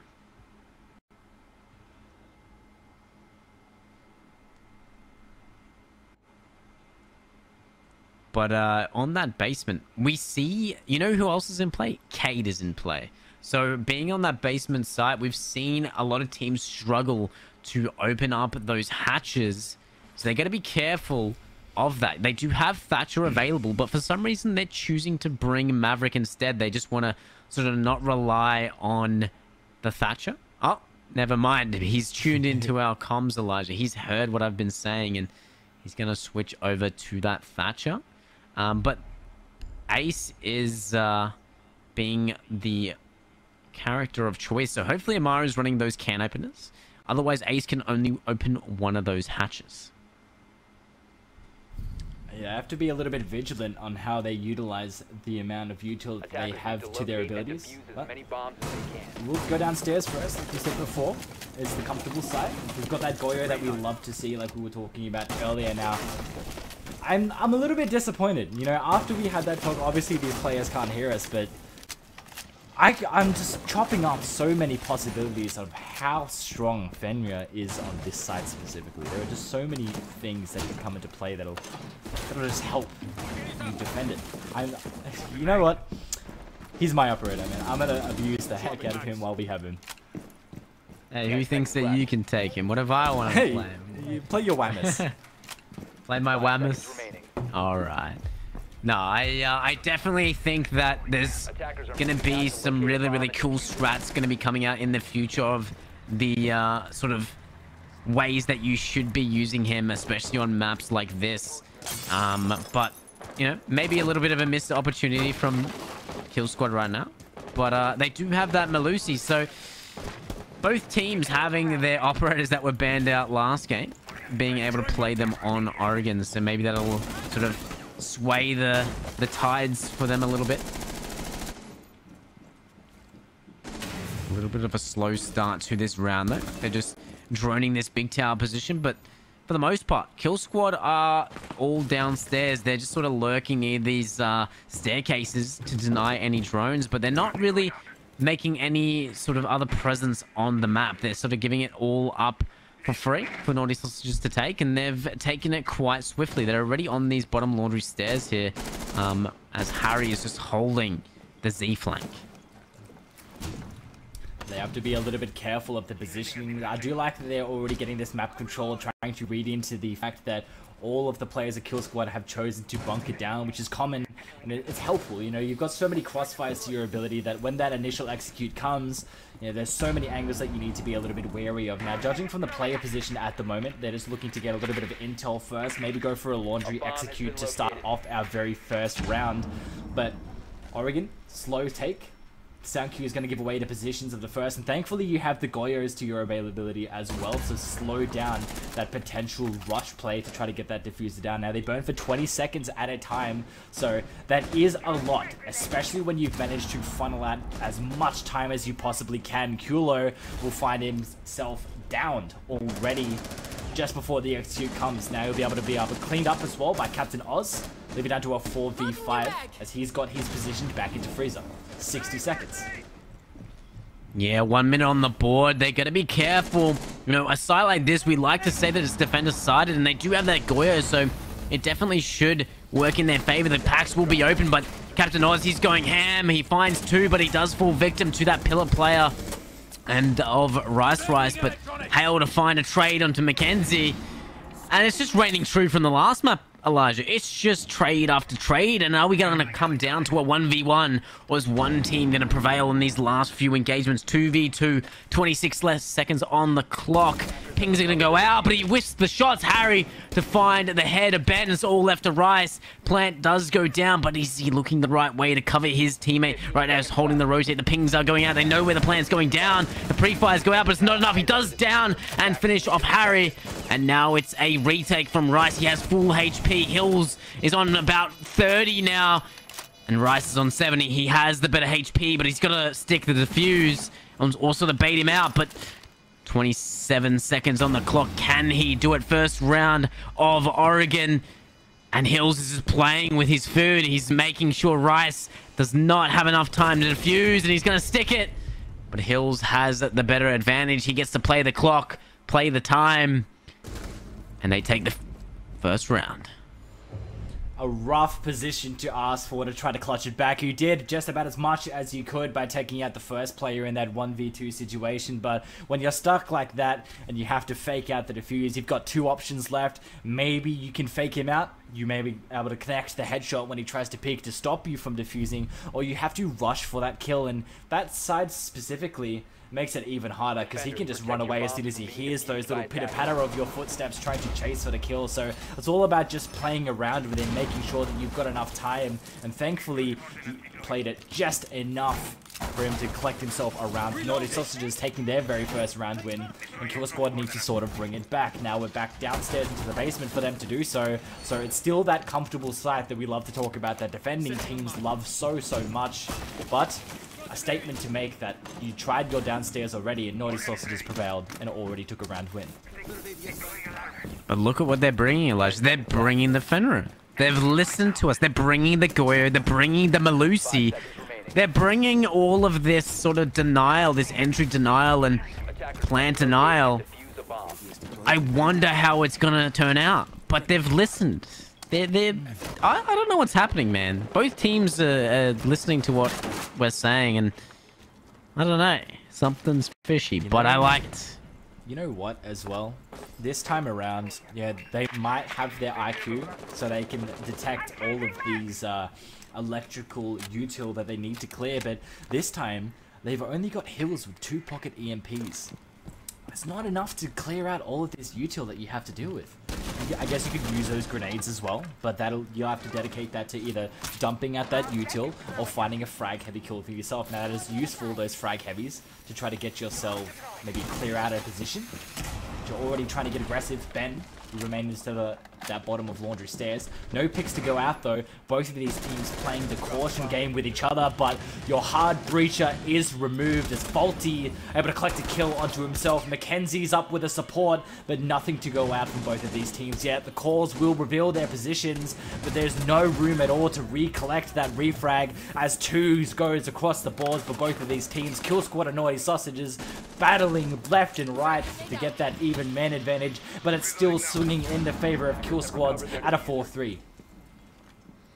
It's a battle of the mechanics right now. Both teams just swings after swings, and right now Kill Squad have the advantage of it right now. But minute 30 on the board, they lost their hard breach, but not all is lost. They still have 3 flashes, 1 nade to work with, and they do have the IQ of Harry, so he can spot out where these sort of fear gadgets are if they want to take them out and not be affected by it. But there's just so much. Look at the Goyo packs. They've got the Jaeger ADSs. They've got the Wamai discs. There's just so much to clear and not enough players to do it. But they do have the guns. That it is a FPS after all. So if they can hit their shots, they can definitely do some damages and pack a punch here. But there we go. The fear is coming into play, and we see it being shot.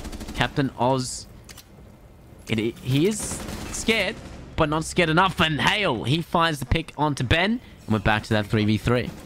The creep up of Hale slowly making his way inside of the laundry as well, but an explosion will clean up the round swiftly. Kill Squad making just a complete joke of that end round and sweeping the rest of the players, the Naughty Sausages, out of nowhere, out of nothing.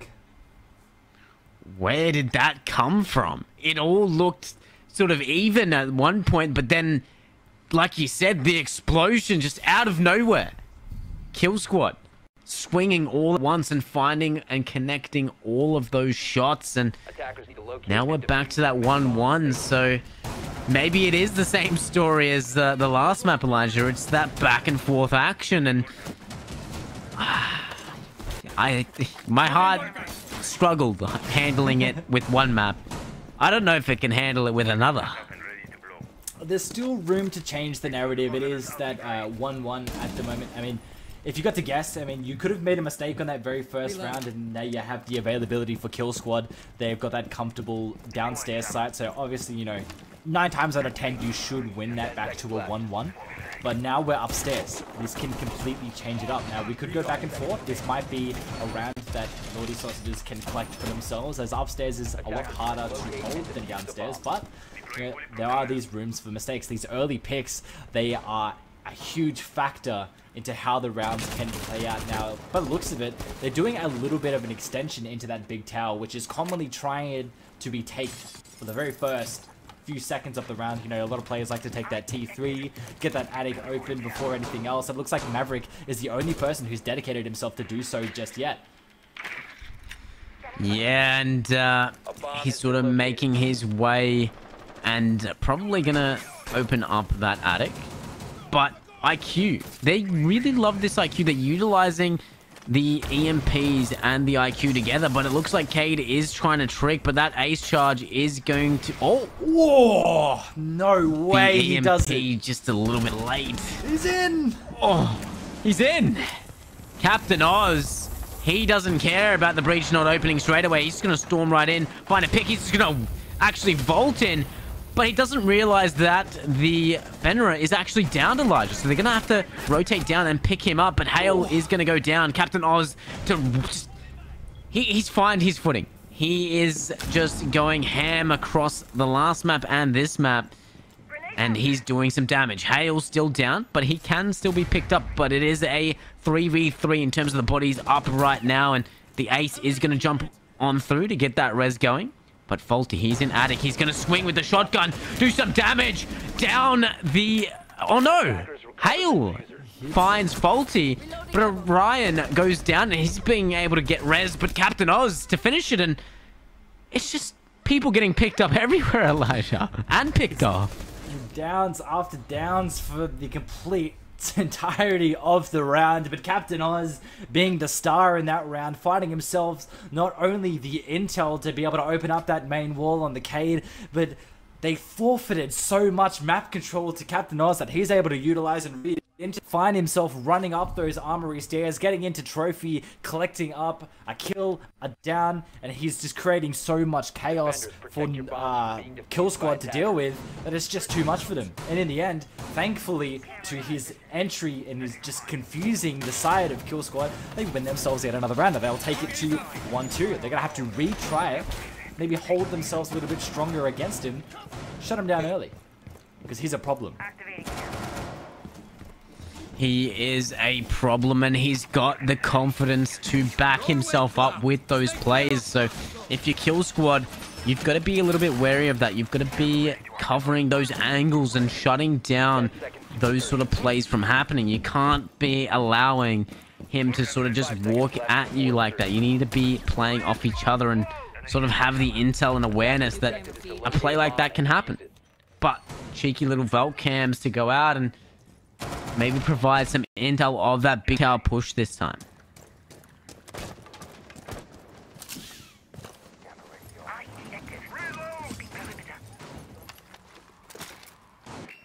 I'm liking this change that they're bringing the Capcom this time. So they're just adding to the list of things that Naughty Sausages have to clear. They've got to clear the Capcoms. They've got to clear the Mute Jammers. They've got to clear the Goyo packs. And they're going to clear these Fenrir Fear gadgets. So they're going to... There's a lot of work to do, but they do have the EMPs in hand to make it a little bit easier, and there's no one tricking it. And Captain Oz, once again, just having a huge impact for his team and throughout these games, and they're aware of the big tower player, and that's what you want from an entry player. Finding 2 picks that's not even been in a minute into the round, and... Wow. What? That's all I have to say. He's just so active at the moment, already finding 2 this early in the round. So much control. He's opening up so many avenues for his team. And what's looking like it already, this first half is just so dominant for Naughty Sausages. Kill Squad need to wake up a bit, and hopefully they didn't use up and burn themselves out just on border specifically. Now Rice will be the first player to try to bring that back as he clicks up the kill onto Orion, and Capcan, thankfully to that your ability, you'll be able to clean up Hale. Now that's your Thatcher and your hard breach removed down to a 3-3 now for you to pull it back. A minute 20 left to do so. So Kill Squad, they have got room to defend. They need to be a little bit careful of their positions, but Naughty Sausages have got all the time to work with in terms of getting their execute working. Now this is Fenrir coming to the ability to completely blind up Heals as some kills go out across the board. Heals taking a little bit of peppered spray. Nothing too serious though as the Goyos get popped for 20 seconds, but you've still got a minute left to work to do so. A 2v3 now. The position's going to be revealed thanks to the sound cue, and Hill's looking to get an aggressive play. He's unaware, he's back his turn, he finds one, but in due process a trade is due as it is a 2v1 now. Volts is low HP. Rice has got a good positioning for a crossfire, but the readable abilities of Hills is able to connect on to Rice into a 1v1. Looks like he is aware of his ability. He's low HP, but the shotgun is a scary factor to deal with. A quick swing in the prone for Hills! He's able to clear him up. Nice! A drop shot to add to your little stats. Hills doing absolute work. Kill Squad, they were down 2 members so early. Captain Oz did so much to get that man advantage, and then Kill Squad, they held their ground, they stuck together, and they were able to find picks of their own, and it turned it into a 1v3. But Hills, the clutch potential of Naughty Sausages right now is crazy, Elijah. We saw Captain Oz doing absolute work on board, and now Hills is stepping up for the team as well. So, and on attack, nonetheless, this is what we want to be seeing from a team. This is the answer from that last map's result. You know, they did only lose in that overtime by that 1 round. It was a 7-8 loss for them, but this is a different story so far for Oregon. You know, and being on attack, already having 3 rounds up, that's huge for Naughty Sausages. If they can continue this streak, going to that defense should be smooth sailing, and we have that potential of seeing that map 3, but still early days, Elijah. We can't get excited too soon, and I'm liking this switch up from Naughty Sausages. Look at what they're running. They're running that blitz that they ran in the previous one. Can it do some damage for this basement side and make that control a little bit easier to take? But they have the knock as well, so tons of lurking ability, but I wonder how they're going to execute it. Not a good start already. Just peppered sprays coming through that double door, removing so much HP, and Orion losing majority of that in the engagement as well. Look at him, already low HP and faulty. He's going to be able to collect the very first blood in the round and swinging it in the favor for Kill Squad to start us off. Now, I liked what their initial execution was. It looked like they were trying to go for a heavy dominant side for into bunker and give room for Hale on that knock to do a backwards thing, and it's already making play as well. Captain Oz utilizing the pressure that Blitz brings to find himself a kill onto Faulty, but Mackenzie is going to find a kill onto Harry M. Now a quick ADS is going to, as a complete explosion of a flurry comes across the board for kills, but all in favor for Kill Squad, and is left down to a 3v1. Only left to Orion to bring it back, and he is on really low HP. It is almost undoable, especially on how it's looking so far. Now there's little HP left. You've got no util left to use other than the 2 EMPs. The DMR does pack a punch behind it though, so you manage to hit your headshots. It's doable, but not against a pre-fire of Mackenzie. It's too much to ask. It is, but wow. Kill Squad, they definitely had a response to that sort of play, but Captain Oz is hitting some shots, and even when he's on a character like Blitz, and with that man disadvantage, he shows no fear and just waltzes right in, and that's what Naughty Sausages want. You know, that round didn't go their way, but they had a little bit of fun with it. You know, they have some rounds to spare, but they can't sort of get too comfortable. They are only 1 round away from tying things up again. So, you know, they want to win this next round at the very least, have a 4-2 split, and then you'd be quite comfortable going on to that defense. But final round of the half, will it be Kill Squads to even up things? All Naughty Sausages get that lead once again. and have that comfortability of going onto that defense. I'm liking this extension, something different that is being brought out. It looks like they're dedicating themselves for this small tower. Hopefully they can hold it against all the util that Naughty Sausages can bring. I'm feeling a bit nervous at the moment. You know, looked like it was swinging really heavily inside of Naughty Sausages. Kill Squad, they're bringing it back as much as they can. They've gone back to the narrative of that tug of war that we talked about when we watched both of these teams face off against each other in a very, very close game of border. Now that's going to factor in as well as we move into Oregon, and they're going to have to try to fight for the small tower first. Now, it looks like that's what their main objective is. They need to clear out the Kenji before they do anything else, because it looks like they want to go for a little bit of a shower halls take, open up these main walls, maybe do a little bit of a plant while watching from the comfortability of the small tower bulk as well. Try to keep yourselves nice, but Ben, first blood already. And was that from the small tower? I didn't really see. It looked like it was. No, the big tower it was. He had a little bit of a peak advantage there. But look at the availability already. Just swinging in the favor of Kill Squad. Orion's going to do what he can, but you're already in a 4-2 deficit.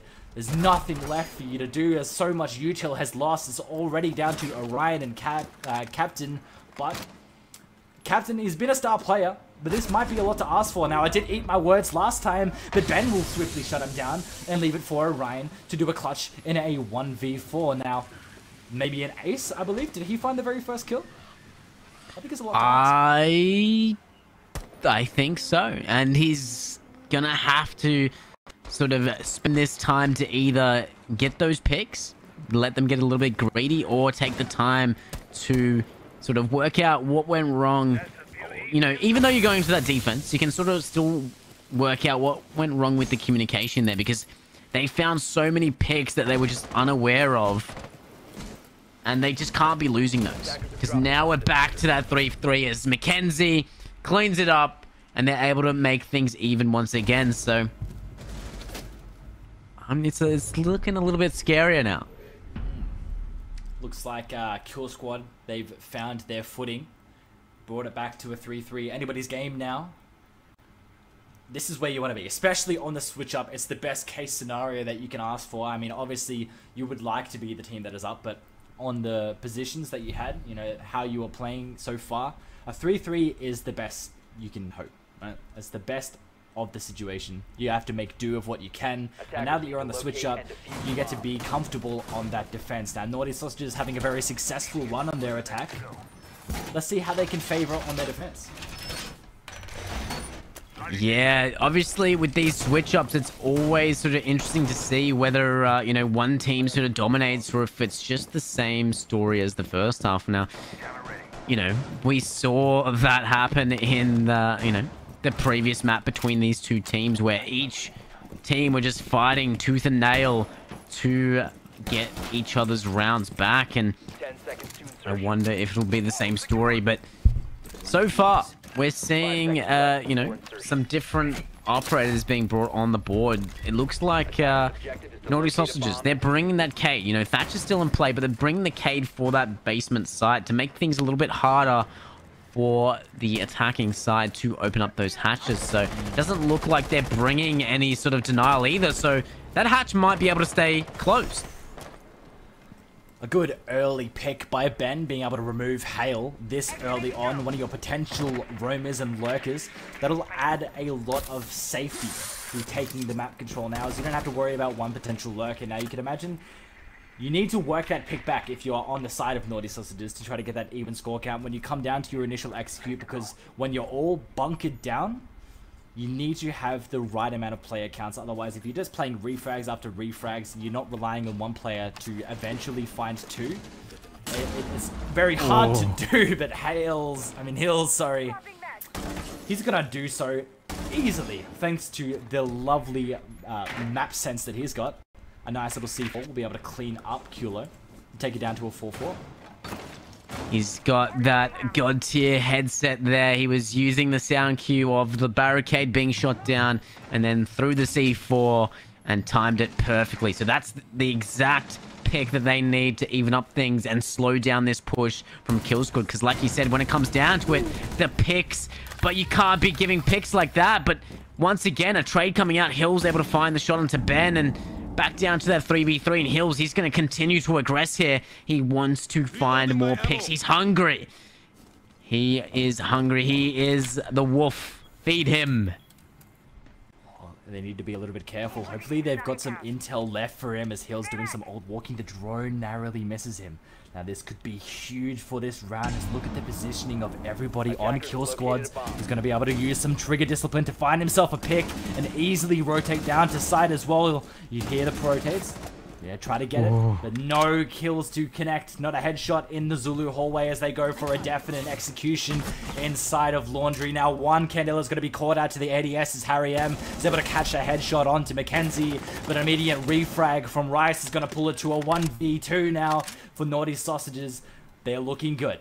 They just need to be a little bit careful of their positionings now as a quick swing from Hills is able to close out round 7 in the favor of Naughty Sausages.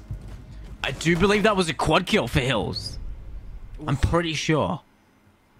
I don't know. He was getting so active that I think it was. I mean, he found the C4 kill, rotated himself up those blue stairs. I think he found one as well, just on top of there. Rotated, found the person who was on his drone, and yeah, the 4 kills together, a 4K for Hills. Yeah, and he was on an operator that conventionally is not a fragging operator. You know, good old Kate, he's a veteran. I do believe he is the oldest character in the map, sorry, the operator pool. And it just goes to show that he can still do just as much damage as the young gunners. And even though it's not exactly a fast weapon in terms of its fire rate, it still packs a punch. And when you've got Hills behind it, it definitely does some damage to the side of Kill Squad. So Naughty Sausages, they find their first defensive round, and they got to be careful, Kill Squad, that, you know, they are on that attack, and if they don't find their footing, they're going to lose these rounds. But we have seen Naughty Sausages in that sort of advantage once before, and then Kill Squad are able to bring it back. So nothing's off the tables, Elijah, ever. Yeah, not in Siege. That's usually the theme behind things. You know, anything can happen. A little bit of a Murphy's Law type thing. You know, if it can happen, it will happen. So it will happen. You need to be a little bit careful. You make sure you don't let them choke at all, and no slipping up. You need to make sure you shut them down as fast as possible. Naughty Sausages learning off of that is going to be a huge staple into this round. Looks like already early engagements, intel being shared on Hill's position. No kill to go out just yet. You can see that they are playing the caution game at the moment, but Faulty is going to be able to connect the very first blood in the round onto Captain. Now, that is the player who has been so free-birded lately for your team, so removing him is going to reveal some of the pressure as well, and thankfully to the intel that you've provided, you're able to clean up Hills, who was lurking aggressively inside of shower holes. Harry M doing what he can to sort of bring some kills back, but he does a little bit of prepper damage and rotates himself back down into the meeting hall to make sure that he can bunker down with the rest of his team. Yeah, he almost found the kill onto the Amaru, but unfortunately she was just tucked in too closely, you know. She was nice and comfortable in that little corner, warming herself up for the following execution that's about to happen. You know, 1 minute 30, but a trade to come out. He's going to take out Harry, but Ben is going to fall to the bullets that followed after. But Rice to find Orion, and this is a lot more you know, dominant from Kill Squad, and this is the sort of round that they need to tie things up. Rice is in the engagement with Hale, but it's not enough. Hale, unfortunately, he's been collapsed upon, and Faulty will be the one to finalize the round, and we're back, Elijah, to that even score, and it's deja vu. I'm getting it. I'm getting that deja vu feeling. I'm feeling it. Yeah, that's for sure. I mean, it was really one-sided at the beginning of this time, and that wasn't what it was like on Border. But now that we're bringing it over to Oregon, we've rotated ourselves back to the even score of tug of war between these teams. You know, one round it's Naughty Sausages, next is Kill Squads, and they usually like to follow that pace until the end. And now that's when the hype and the energy and the pressure for both of these teams, all of the players, they need to be a little bit careful of it. They need to... I mean, I like the pressure, don't get me wrong, but it's a lot. They need to shut it down. They need to take a little bit of space, right? They need to make sure that they can close it out. But judging by how we're playing so far, Naughty Sausages, 10 seconds left before Kill Squad, I think we're going to a third map. We definitely could be, and if the sort of story of how this matchup entirely has been happening, we should see Naughty Sausages win this round here. So hopefully they can play it a little bit safer, because we saw in that last round they've just been gifting picks without any response. They're going to be careful with the way that Kill Squad are playing. They're ready. They know how Captain Oz is playing now. They know how Hills is playing. And, you know, they have been caught off guard a few times on this map, but they're slowly getting the hang of it. So they need to be careful and sort of just waste the time. You know, this on a map like this, you can run down that clock. It's not like Border, where you have to take your engagements and get that man advantage as quickly as possible so that they slow down their attack. You can sort of waste a little bit of time, but you don't want to give up too much control. And right now, the control that Kill Squad wants is this small tower side. They're dedicating 3 people on that side, maybe 4 to watch those windows, but Ben is all alone up in that big tower, and his can openers, they are muted for now, but I imagine he's trying to clear it. But Harry to open up the round, and he's able to find Faulty on the Dokkaebi, so no phone calls to come through. But they do have that Capital that could definitely be impactful on an execute or clearing out any of these plays. But Captain Oz, he is aware that the Amaru is near this door, because he wants to try and clear this mute jam, I would believe. So he's going to try and fall off. He doesn't want to give that pick, as Ben is just peeking for intel right now, expecting a flank. Look at all the intel that Solus brings to help. Try to throw a little bit of a C4 there, but you're going to disregard your own util in due process. Nox crossed over into Zulu, and the timing for Hills, he'll be able to try to connect the shot, but the SMG, it's got no ammo, Hills! And Mackenzie will be able to collect the kill and take it back to an even 4-4 for both of these teams. Now, you've avenged your faulty team member, your fallen Dokkaebi for that global utility. What will you do now as Harry M able to shut down Kulu to take it down to a 3v4, and he rotates himself back to the shower halls to try and waste as much time as he can.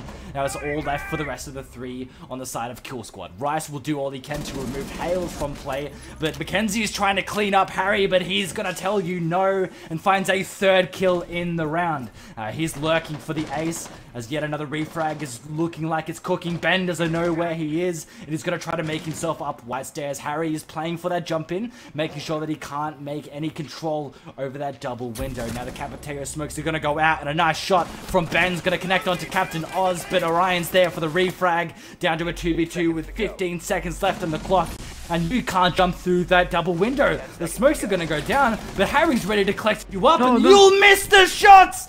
The diffuser is gonna go down. White Stairs control's already been taken. Harry M to find the quad kill. He needs to go for the ace if he wants to win. The diffuser's going down. Ice is trying to look for it. He doesn't really know where he is. He's looking at all the defaults, but he'll get off in the last second and deny him the ace, but he'll win the round. Hale with the chuckles there. That was so close. Harry gone absolute ham in that round. He is putting in the work to get this map win for his team, and oh my, was that close. He wasn't aware of that player pushing up white, but he was adamant about holding that double window, and we for sure thought he had that pick in his hands, just gifted to him, but no, he whiffed the shots, and I felt a little bit nervous there, Elijah. I thought it was all over after that one, but you know, he stayed composed, and they're 1 round away from getting that match point, and now they have that access to that laundry supply site. So, you know, they definitely won this site, you know, from that Cade lurk, but they definitely sort of fewer, dropped a few bodies on that roam a little bit earlier. So they're going to be careful that that same thing doesn't happen and they don't have to rely on those sort of crutch plays, those power plays from one particular player. They need to be playing off each other a little bit more and secure this round. Make sure that you have it in the bag and don't let Kill Squad bring any sort of comeback to light. Interestingly enough, from Kill Squad, even though they have that Thatcher available, they're not going to utilize it. Instead, they are only relying on the 2 EMPs that Faulty brings on that Dokkaebi. Now, previously we've seen that Faulty playing that Dokkaebi usually gets picked off really early in the round. That's the curse of playing that global utility and being that support player. You need to be a little bit careful with your life, especially when you've got that much pressure that you need to utilize in order to get those E-Box hatch, maybe even freezer, maybe even that launch gear. It's really dependent on how your team chooses to execute this. Now, you've got Mackenzie on the knock as well, trying to get active in the dinings, but none of Hills has anything to say about it, and he's going to find the very first pick in the round. Now, reading off that, he's able to rotate back down the blue stairs, or the back stairs, like we like to say, and then get... down. No way, Captain Oz. No way. He's going to find himself upstairs with a shotgun, goes for the second, but not able to connect. Faulty left down to 1 HP. He's going to be able to utilize that hack. He is, but luckily enough for Naughty Sausages, they're not playing a Valkyrie or anyone with a bulletproof camera, so they're only going to have access to those default cams, and luckily for them, I'm pretty sure the only default cam, unless I've forgotten because I've been away for a little bit, is in that freezer, but they do have access to it, but they have reinforced, those head holes there, so... Faulty is able to push up, but is he aware of the person behind the box with the shotgun? We've seen the damage. He's going to run in. He's going to quick peek, but the shotgun does the damage. It finds the head. This spread somehow finds the head of Faulty, and it's down to a 4v2. This round is just... It's sort of odd. I don't know if you're seeing what I'm seeing, Elijah, but... It's a very odd round on what's happening right now. I mean, like, there was a shotgun player roaming upstairs. I mean, it's completely backwards in how they play, but maybe that's exactly what they need to take these players off guard. Now, it looks like they're doing a little bit of a split execute now. I don't think they read into the fact that Freezer had been double reinforced. Now, Hills is going to try to do a swing, but immediately be shut down quick and quietly. But still so much left to do. Defuse is going to be dropped inside a freezer, but another kill is going to be picked up by Ben and leave it down to a 1v2. Both the players dedicating themselves to holding this diffuser down as a quick warden play to make sure you don't get blinded by those candelas. Hopefully that he can read into it, but a quick trade thanks to the positions. We'll leave it. That was so lucky that it was a trade there. Otherwise, it would have come down to that 1v1. And I do believe the last one was Jaeger, and he was sort of stuck. He would have had to have wide swung to secure anything. Oh, no, it was Warden, sorry. He was stuck near that sort of washers area, and he would have had to have swung. Otherwise, he would have been swung in that corner, and that's never a good corner to get yourself trapped in. But they secure that round. They secure the match point. Captain Oz, he's letting in some... looks like his family, They're crowding around, giving him some hype. And, maybe they've come to watch the legend play himself. But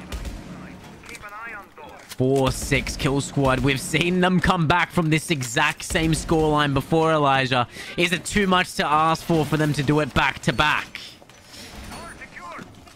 I mean, like we said, anything can happen. If it can happen, it will happen. And I believe they've got the control to do so. They just need to be a little bit more vigilant on how they utilize these next few rounds. Match point, you can't make any mistakes in Kill Squad. If there's any team to ask to do so, it's them. So they are the top players of the season from what we've seen. But like you like to talk about before, all those, the scoreboards, the leaderboards, they indicate one thing, they can mean another completely, because this is BO3s now, it's not a BO1.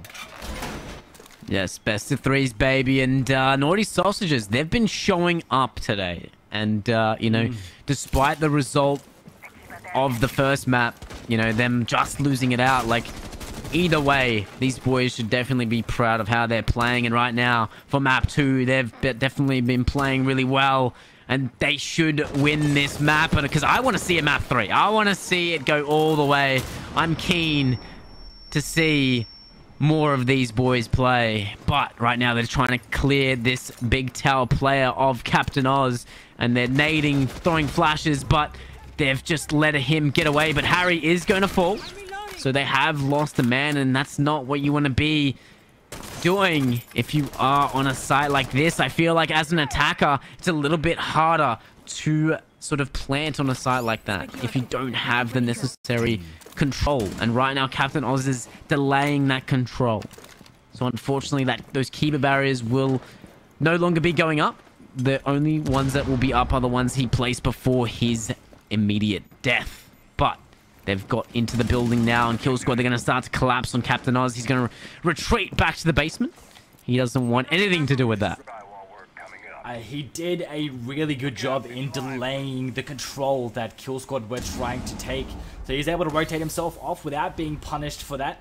Already, smokes are being distributed, a huge amount of HP being taken off of Ben in the process as well, as he rotates himself back to try to hold off the players. Quick little shot there, off the shoulder, onto the smoke. Not to do a little bit of damage though, onto the mute, so Keeper barriers will be cleared with those Ash breaching charges, so he's making use of the utility he has and the control that the team has. But Mackenzie to find the second onto Captain Oz, and that's that pesky Roma done and dealt with. But the mute is going to throw the C4. Ben's going to be forced to push close, but he's just going to hold his position and not give up any sort of position right now. But a triple for Mackenzie. Is that oh no, it's a kill for Faulty. I thought that he found another, but Hale find a nice little headshot there, but he's going to find an ace to win the round. And Mackenzie is down, so it's down to a 1v2 now, actually. So it is doable, but Faulty, he has the angles in place to shut it down. And oh no, Elijah, it's deja vu all over again. Naughty Sausages, just win this round, man. Win this round. Take us to that map 3. You know, go against what I said of Kill Squad winning this series 2-0. Win this map. Go to that map 3, and then it's anybody's game once again. And we get to see that beautiful map of Villa. But we still have some rounds to be played on Oregon. And Kill Squad, they've got to win this next round here for them to go to that overtime. So luckily, Naughty Sausages, they do have that overtime secured. But do they have what it takes to close it out here? Or are we gonna see it go all the way again, Elijah? I'm not ready. Why do they do this to me? The Kill Squad are just, they're finding their footing every single time that the match point is secured, and they wake up, they learn to not make any more mistakes, and they just get such a flow going. They just take us the full distance every single time, and I'm gonna guess that's exactly what's gonna happen there. Kill Squad 5-6. You're one round down from making that even before taking us the full distance. 5 seconds left.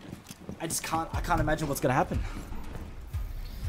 Yeah, somehow they're letting this Glaz really punish them though, so they gotta be careful. And Captain Oz, this is a bit of a ambitious play. I guess he is sort of safe with the way that the spawns work, but he really wanted to get that drone, and unfortunately, I don't think he found it. But Faulty is laying in wait, watching to see if there's any sort of spawn picks to come from that side. But for the most part, I'd like to say that Naughty Sausages, they need to take it a little bit slow here. You know, Kill Squad are the ones that are on that back foot. They have to win the round. They have to find the picks. They have to get the plant down. If they don't get the picks, so they've got more work to do. And unfortunate for Hale, he's not able to connect those shots, but Faulty is. And he finds the opening pick of the round and puts his team in a good position. But Harry there to back his team up and find that pick back. So no air jabs to come through from Faulty. But I think, you know, trading off the Azami for the Nomad, I'd say that's a, you know, reasonable trade. Both operators have a lot to give if they stayed alive, but they're no longer in play. Even to a 4-4 now, so it's anybody's guess on how this round can end.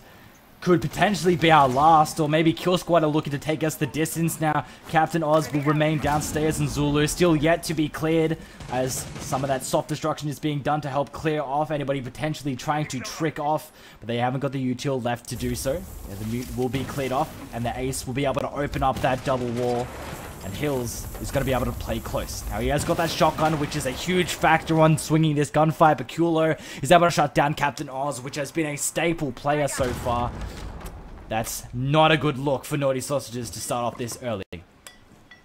Yeah, and Hills, he takes some damage from a nade below from Kulo, I do believe. So he's going to be careful with the way that he plays this, as there's two pushing from Armory. So his position could get spotted out from this drone, and he does. So he's going to play close on this jig closet position. So this is looking scary for Naughty Sausages. I can't handle this. It's all going to come down. We have, and Rice, he's able to find Hills. It's left to the two players of Harry and Orion.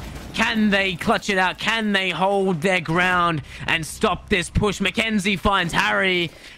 Orion, you've been faced with so many clutches, but unfortunately, it's just too much to ask for. And Ben takes his team to that overtime. Holy Elijah. Here we go. The full distance of Kill Squad versus Naughty Sausages for the second time in a row. Ladies and gentlemen, both these teams aren't looking to give anything up. They want to secure 2 rounds in a row. I'm getting nervous. I'm getting antsy. Yeah, I can't sit still. That's for sure. And I'd imagine these players, especially for Naughty Sausages, they need to win this. And, you know, they had that advantage again of 2 rounds, and they've let Kill Squad bring it back. So, once again, they're on the back foot. They can't let this slip up, because that's going to be in the back of their mind, you know. It's going to be itching and digging into them like a dagger that, you know, it happened last time, boys. We can't let this happen once again. We can't let deja vu happen all over again. We have to change the narrative. So they get to go back on the defense, which they definitely found more comfortable. But with the way things go, it's 3-3 every time. So I can't pick a winner, man. I can't pick a winner. They are on basement site, so it should be theirs. But honestly, anything can happen. We can never count Kill Squad out. We can never count Naughty Sausages out. It's all down to the engagements, I'd like to say. The opening picks. 2 maps in a row, going the full distance. I don't think it's too far-fetched to say that Kill Squad and Naughty Sausages are the rivals for each other for the moment. They're not looking to lose at all. The pressure, the hype is just all in all for both of these teams. And this is where the pressure really starts to sink in. Now you can see them being really cautious for their drones. Make sure that they aren't potentially misdroning somebody who could capitalize on the lack of intel that they bring as they try to get this map control. Thankfully, you'll be able to do it quite easily because you do have that Dokkaebi in play. The calls will be able to ring out. And Captain Oz, hopefully his position is revealed. But he did deny that call immediately. Now he will remain inside of that meeting hall now. That is a really big factor on getting an early kill, because not only Captain Oz, he's been a star player so far, really good with his mechanical skills, but he's got a shotgun in his hand, he's got an SMG-11 when in the right hands, is not a force to be reckoned with. Hale's there for the support as well on top of the laundry stair to see if he can collect a kill. Now, if he gets an early one potentially on these armory stairs and maybe an unknowing player trying to retake control into that Zulu, it could be completely huge in how this round can be played out. Now, he's still going to remain here. I don't think that Ayana is aware. Thankfully, the drone is close, and a quick swing as 2 players fall. One for the side of Kill Squad and one for the side of Naughty Sausages. They're going to be able to get that control, but Captain, he's still on the lurk. He's rotated back to that kitchen corridor. Hopefully, the drones have been given up. Ayana to do as much as he can. Hills to find a shot, but Rice is going to trade back onto Captain. Now, that was your lurker, and Hills, he's on the up, though. He's not downstairs. He's going to be droned out, and Faulty's going to find a pick of his own and take it down to a 3v2. KJ, Faulty's low HP. They've got the freezer control. Oh, is it happening? Harry, no, he's forced to reload. Hills, he's done this before. He's been able to clutch it on this very site. Faulty is low, like you said. It's a 1v2, 25 seconds. They got to start putting down that diffuser very, very shortly. And they've got to actually cross from Fraser. So Faulty has to be the one to go through. There is a rotate, but Kulo does find it. We're going to... You're lost for words. You're speechless. We're going to round 14. Another switch up. Match point, overtime, Kill Squad versus Naughty Sausages, yet again for the second time today. Ladies and gentlemen, what a game that has been put on display for us to witness. I'm just as lost for words, don't get me wrong. What a very exciting, close-quartered, high-paced, valued game that we've seen. This is it. This could potentially be what finishes it off. Attackers need to locate and defuse Captain bomb. Oz had his hands on his face, amazed at what's been happening these last few rounds. But don't worry, Captain Oz, so are we. It is crazy with what is happening. And Attackers have located a bomb. Kill Squad. This is deja vu, man. I swear. If anything's gonna happen, Naughty Sausages should win this out. And then we're back to that defensive round again. And Kill Squad, they've just been so good with this comeback potential, Elijah. I don't know what... It's like they wanted a comeback.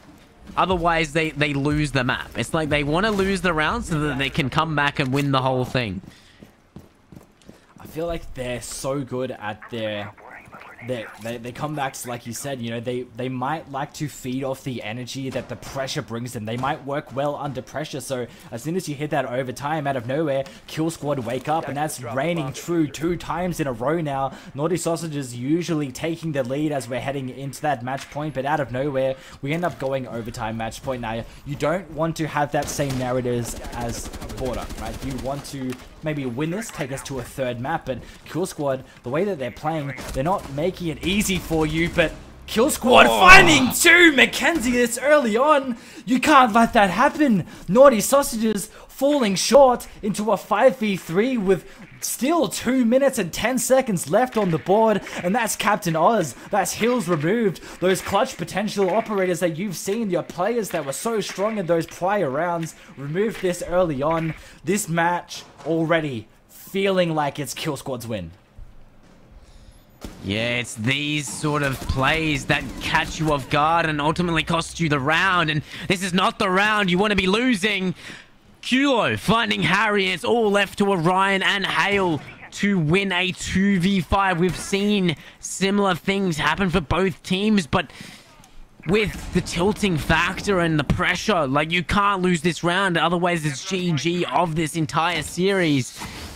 And everything that's transpired these last couple rounds would definitely be in the back of your mind and making you sort of shake a little bit. So I believe Hale and Orion, they do have what it takes. It's definitely not, you know, out of the question. But whether they have that sort of energy in them, whether they have the afterburners ready to make it work, or whether they're just too tired, they're just too overworked to make it happen, I guess we'll see. 1 minute just under right now, and Hale, he's going to push on through and try and make something out of nothing. He's just laying in wait for someone to peek, something to make it work, to throw it back in their advantage. And right now, Orion, he accidentally flashes himself, but he's moving on through. He has to clear the Banshee, but Hale, he finds a trade, but 1v4, all left to Orion. Can he do it? The pistol's out. No, Ben, he will take the kill. Kill Squad, they take the entire series. 2-0. Overtime is just Kill Squad's area of expertise. They love that overtime when the pressure matters most. Kill Squad, you need their mentals, man.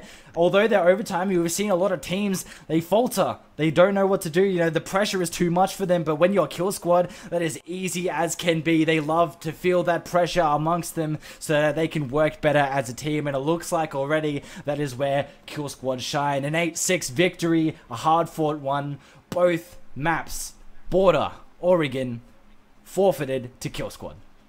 They know how to cook their sausages.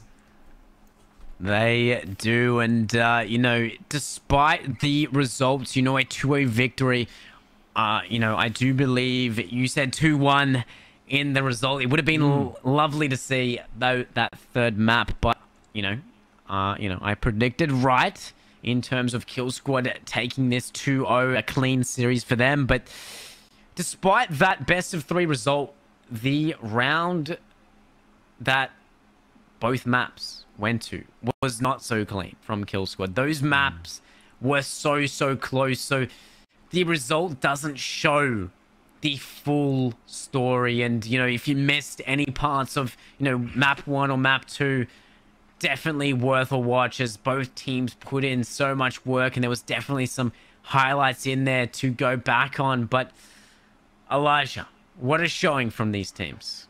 It was just absolutely exciting to see, and to add to that, get a little bit of narrative behind it, some words to be spoken by one of the players themselves. We're going to welcome Faulty to the interview board. Faulty,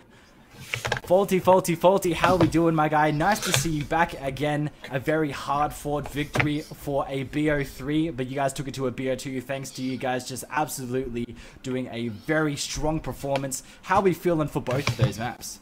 Oh, a bit shaky, honestly. They're a bunch of sharp eggs. I can't deny that. But lucky we got Q, Mr. Dependable. Yeah, you definitely, you know, it was, we were talking about it with Elijah just before. You guys, you like to sort of give them the lead, and then all of a sudden you just want to go to that overtime. You guys are the overtime kings in those best of 3s, and you like to, you know, add that pressure onto not only your team, but the other team as well. Is what was going through your mind when you came back to get into that overtime in both maps? Well, basically, throughout the whole thing, we sort of kept reminding ourselves that we're a second half team, and sort of come overtime, we're sort of at peaks and ready to go. But that's about generally it. It's all about mental, I guess. Mentally fortified. So what you're saying is the counter to Kill Squad could be making sure you don't get to overtime? Yeah. Yes. I like it. So I like seeing that you guys work really well under pressure. So does that sort of speak to sort of the team chemistry that you guys have? Yes. Oh, absolutely. We all sort of trust each other and back each other's judgments and play off of each other pretty well. So definitely a lot of like trust and sort of built up coordination on that sort of hidden front. It's what we like to see. And you were speaking about Kulo just before, and obviously Kulo wasn't with you all season. He's only been towards the end. And how has he been fitting in? You said that he's been playing well. Has he been enjoying his sort of role and his part in the team? Oh, I'd like to think so. I don't know. He hasn't abused me yet, so. But no, as Ace Ventura says, you know, he fits like a glove, so. Oh, yeah, that's good to see. And another thing that you can even be here for as we announce it, Faulty, is us as we get to pick an MVP player at the very end of the tournament. So that's something that you guys can work for on the stack of Kill Squad, maybe even yourself, to try to get that title. So I'm looking forward to seeing more of you boys play off in the future. But do you have anything else left to say before we head off? No, thank you guys for casting. You know, thanks for Ling and Alex and what they do in the background. Absolutely humbled. But no, look forward to watching the rest of the games and see who we verse next up. Awesome. Thank you very much, Faulty. Thank you, Faulty. Thank you. What a lovely guy. What a lovely guy. All of the boys. We on do. them. Yeah, they're so good. And that just speaks to a testament on how well they played today. Unfortunate for Naughty Sausages. Kill Squad will take that win. For those of you who didn't get to see it, definitely feel free to check out those VODs later on. A very, very exciting game. We didn't get to go to Villa, unfortunately. But, you know, I'm looking forward to a next BO3. Maybe we're going to see these guys again in the future, and maybe they can take us to a third map. Yeah, for sure. And, you know, not all is lost for Naughty Sausages. There is that lower bracket, you know, to play in and to play for, to get yourself back up and have another chance to, you know, be in that grand final that everyone wants to get to. But unfortunately for, you know, Naughty Sausages, they will, you know, go down into that lower bracket and will have to verse the team that wins between, I do believe, Trident and Nutty. So we'll see that very soon. I do believe it's on Friday. So that's something to look forward to. And yeah, I think Kill Squad, they will, progress to the next bracket, and they'll be versing the winner of the Bandits Panic game. So definitely some games to look forward to, and that game will be next Monday. But Elijah, what do we have to say to wrap things up here? I mean, got a lot of things exciting for you guys. I hope you guys enjoyed our very first playoffs, as I'm definitely looking forward to more. Tomorrow we've got Bandits vs Panic at 7 p.m. so I can't wait to see you guys there as well. I believe it'll be KJ and I again. I'm hoping, we love to come back to it. If not, I'm definitely going to be there to see you guys tomorrow. But as we always say, KJ, stay healthy, stay healthy, stay hydrated. See you guys.